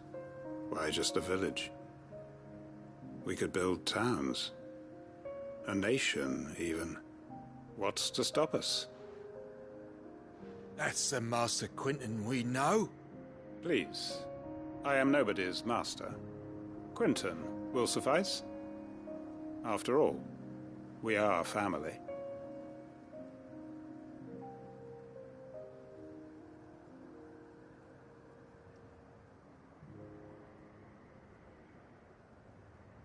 Permit me to withdraw my request. I will no longer be needing your help in looking after my people. I'll pretend you never asked. But you must be rewarded for your efforts on our behalf. You saved my life twice over. And more besides. A bottle or two of your finest red will suffice. Of course. Nothing but the best. And I have a feeling that this year's vintage will be the finest yet. If you don't mind waiting, that is. I look forward to it.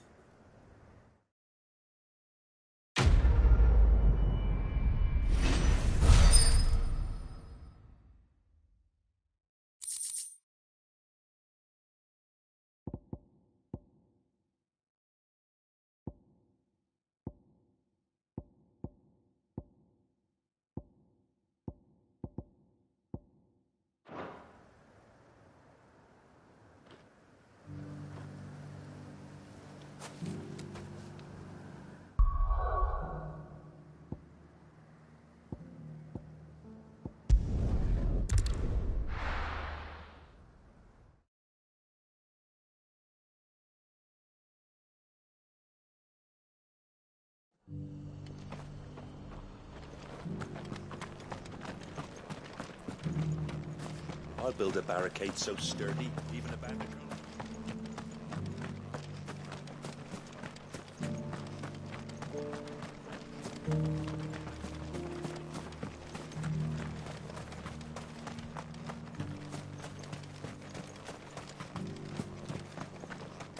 It doesn't still hurt, does it?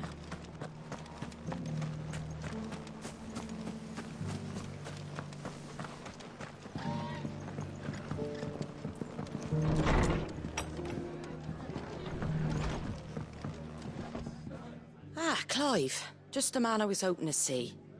Oh? And why is that?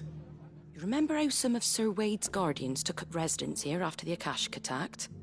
Well, now the rest have come to join him. Seems their barracks in the Lazarus have been lost to an ether flood. Now, I don't mind having a few more brave boys around to keep them animals at bay. I ain't daft after all. But we ain't got nowhere for 'em to bed down. Poor buggers are having to make do with haylofts and chocobo pens. I'd build 'em a new barracks here if I could. But where would I put 'em? There just ain't enough room up here on the rock. Which leaves us in a bit of a pickle. The people we're counting on to keep us safe are living like beggars. I see. And it isn't just that lot. There's bears to think about too. There's been more and more of them turning up lately, coming from all over looking for safe haven. But there's only so many we can shelter with the room we've got. We can't keep cramming more and more people into less and less space. What we need is a new home for our new arrivals. And that's what I was hoping you might help me with. If it ain't too much of a burden, of course.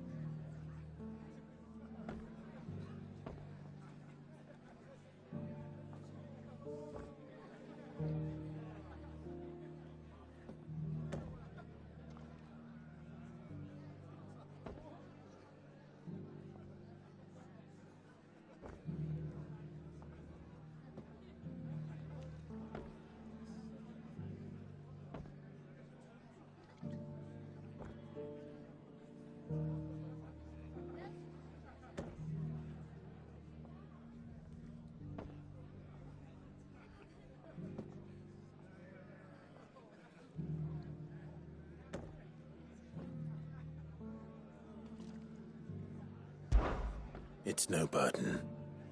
Thank you, Clive. So, where were you thinking of making this new home? Well, I reckon we could do a lot worse than Eastpool. Eastpool. It's been a long time since I thought about that place. It was a tragedy, what happened. And if any of us could have done anything to stop it, we would have. But what's done is done. And those who lived there wouldn't have wanted the village they loved to be left in ruins. I suppose you're right. The blight might be pressing in, but I reckon it's got a good few years left in it yet. There's just one problem. A band of cutthroats have made it their den, and they don't seem like they'll be moving on in a hurry. Nasty bastards they are too. I've lost some good men to their raids. Would have sent someone to clear 'em out sooner, if my boys didn't already have their hands full fending off the Akashic. But now we've got a few more Guardians of the Flame to call on. I reckon it's time we made our move. What do you say? Fancy leading a raiding party? I do. Eastpool was once home to people I loved. I won't have bandits sully those memories. I'll gladly drive them out of there. And I know the men will gladly follow you. I've already shared a few thoughts with Sir Wade about how we might be able to win the place back. And I dare say he's got some ideas of his own too. Why don't you go and talk to him? Of course.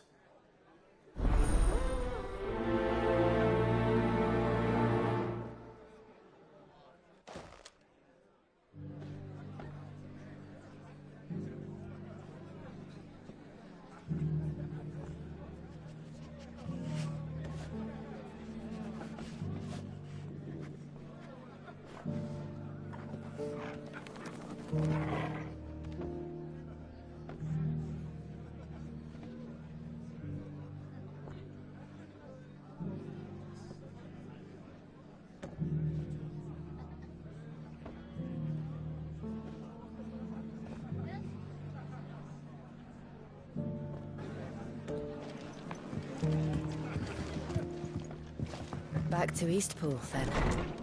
Not just yet. Let's hear Wade's plan first.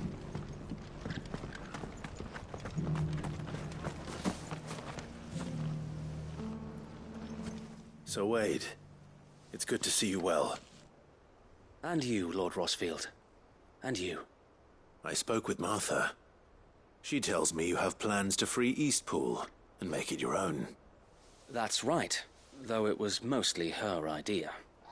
I rather fear my men have been treading on her toes somewhat since joining us, not to mention each other's. And then there are the bearers, men and women who found the courage to flee their masters and sought refuge here.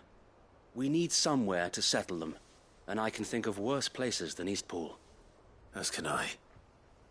Which is why I agreed to help you win it back. That's very kind of you. I'd be most grateful if you would. With you beside us, we shall soon send that rabble of rogues running for the hills. So, what can you tell me? That thankfully there aren't too many of them. Fewer than a dozen at our last count. And rather less, thankfully. The road that leads there will more than likely still be crawling with Akashic. A small force would suffice to clear the village, but if the Akashic were to follow them in, that force could end up trapped between a rock and a very hard place indeed. I'll head into Eastpool and deal with the bandits. You and the Guardians can stay outside the village and fend off any Akashic who come too close. Make sure I'm not taken unawares. I can't ask you to bear all that risk yourself, my lord. The Akashic are the bigger risk. I can handle a few bandits. Well, if you're sure, I shall summon my men at once. Shall I wait for you here? No need, my lord. You go on ahead. We'll be with you before long. All right. I'll meet you at Eastpool then. We shall see you there. And may victory await our coming.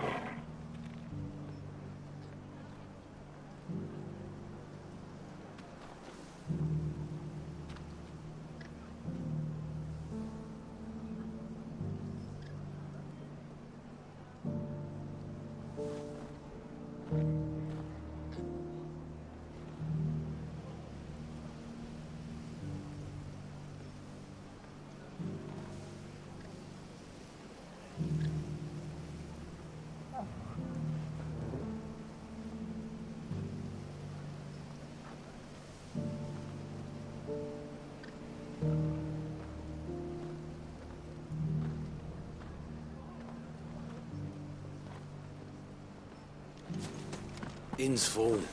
Don't bother. I'll build a barricade so sturdy, even a bandit.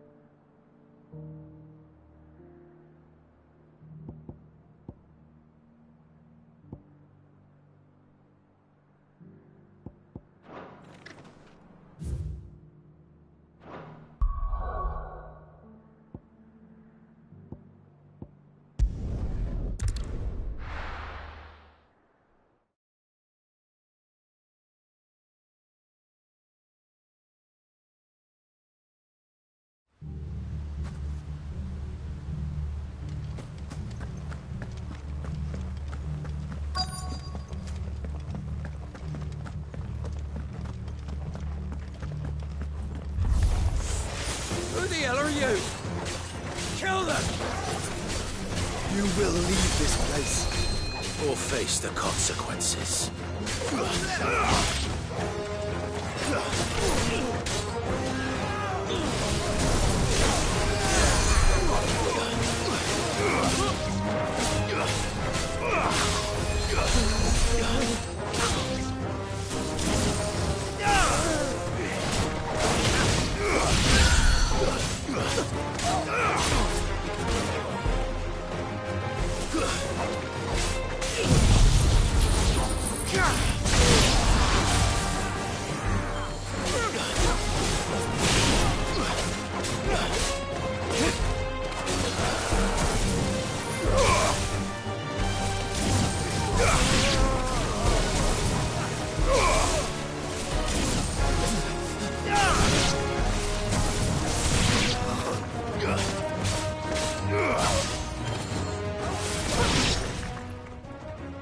That's the end of that, then. Or maybe not. What's that thing doing here? Doesn't matter. It goes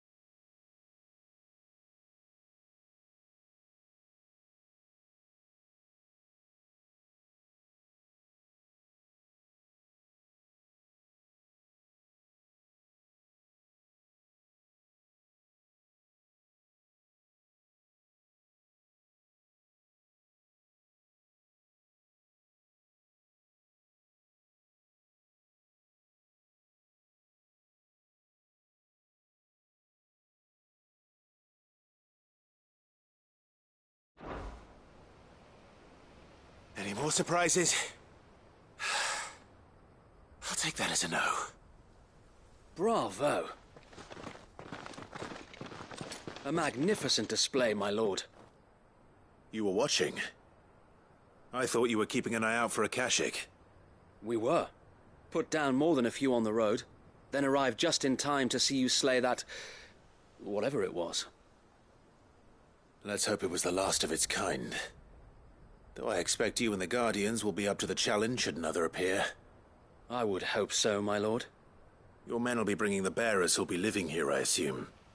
It might be best to send word for them to come right away, before any other unsavory characters move in. Of course. I'll send orders for them to depart immediately. Leave it with me, my lord.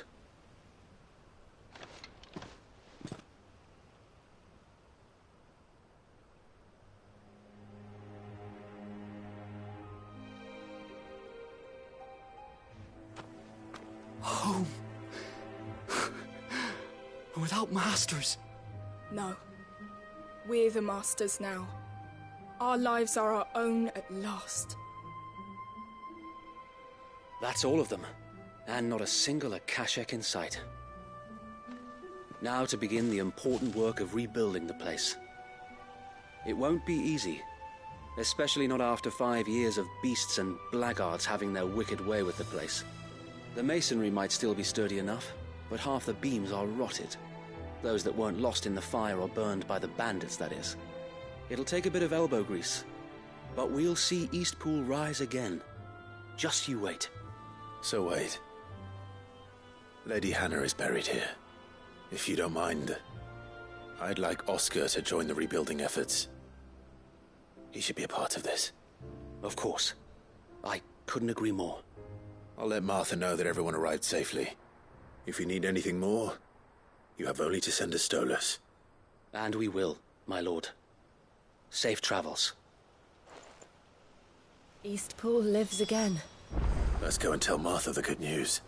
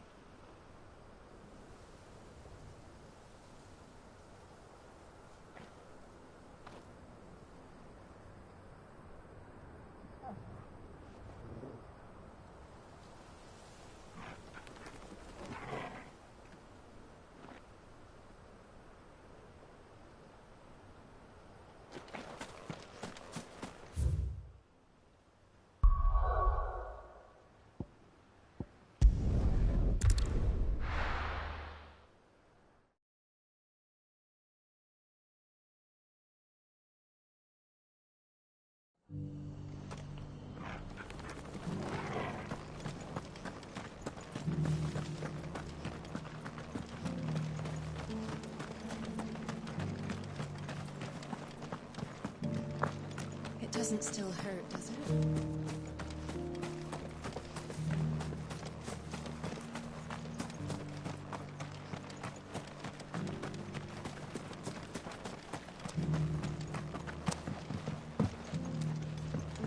I'll build a barricade so sturdy, even a bandicoot.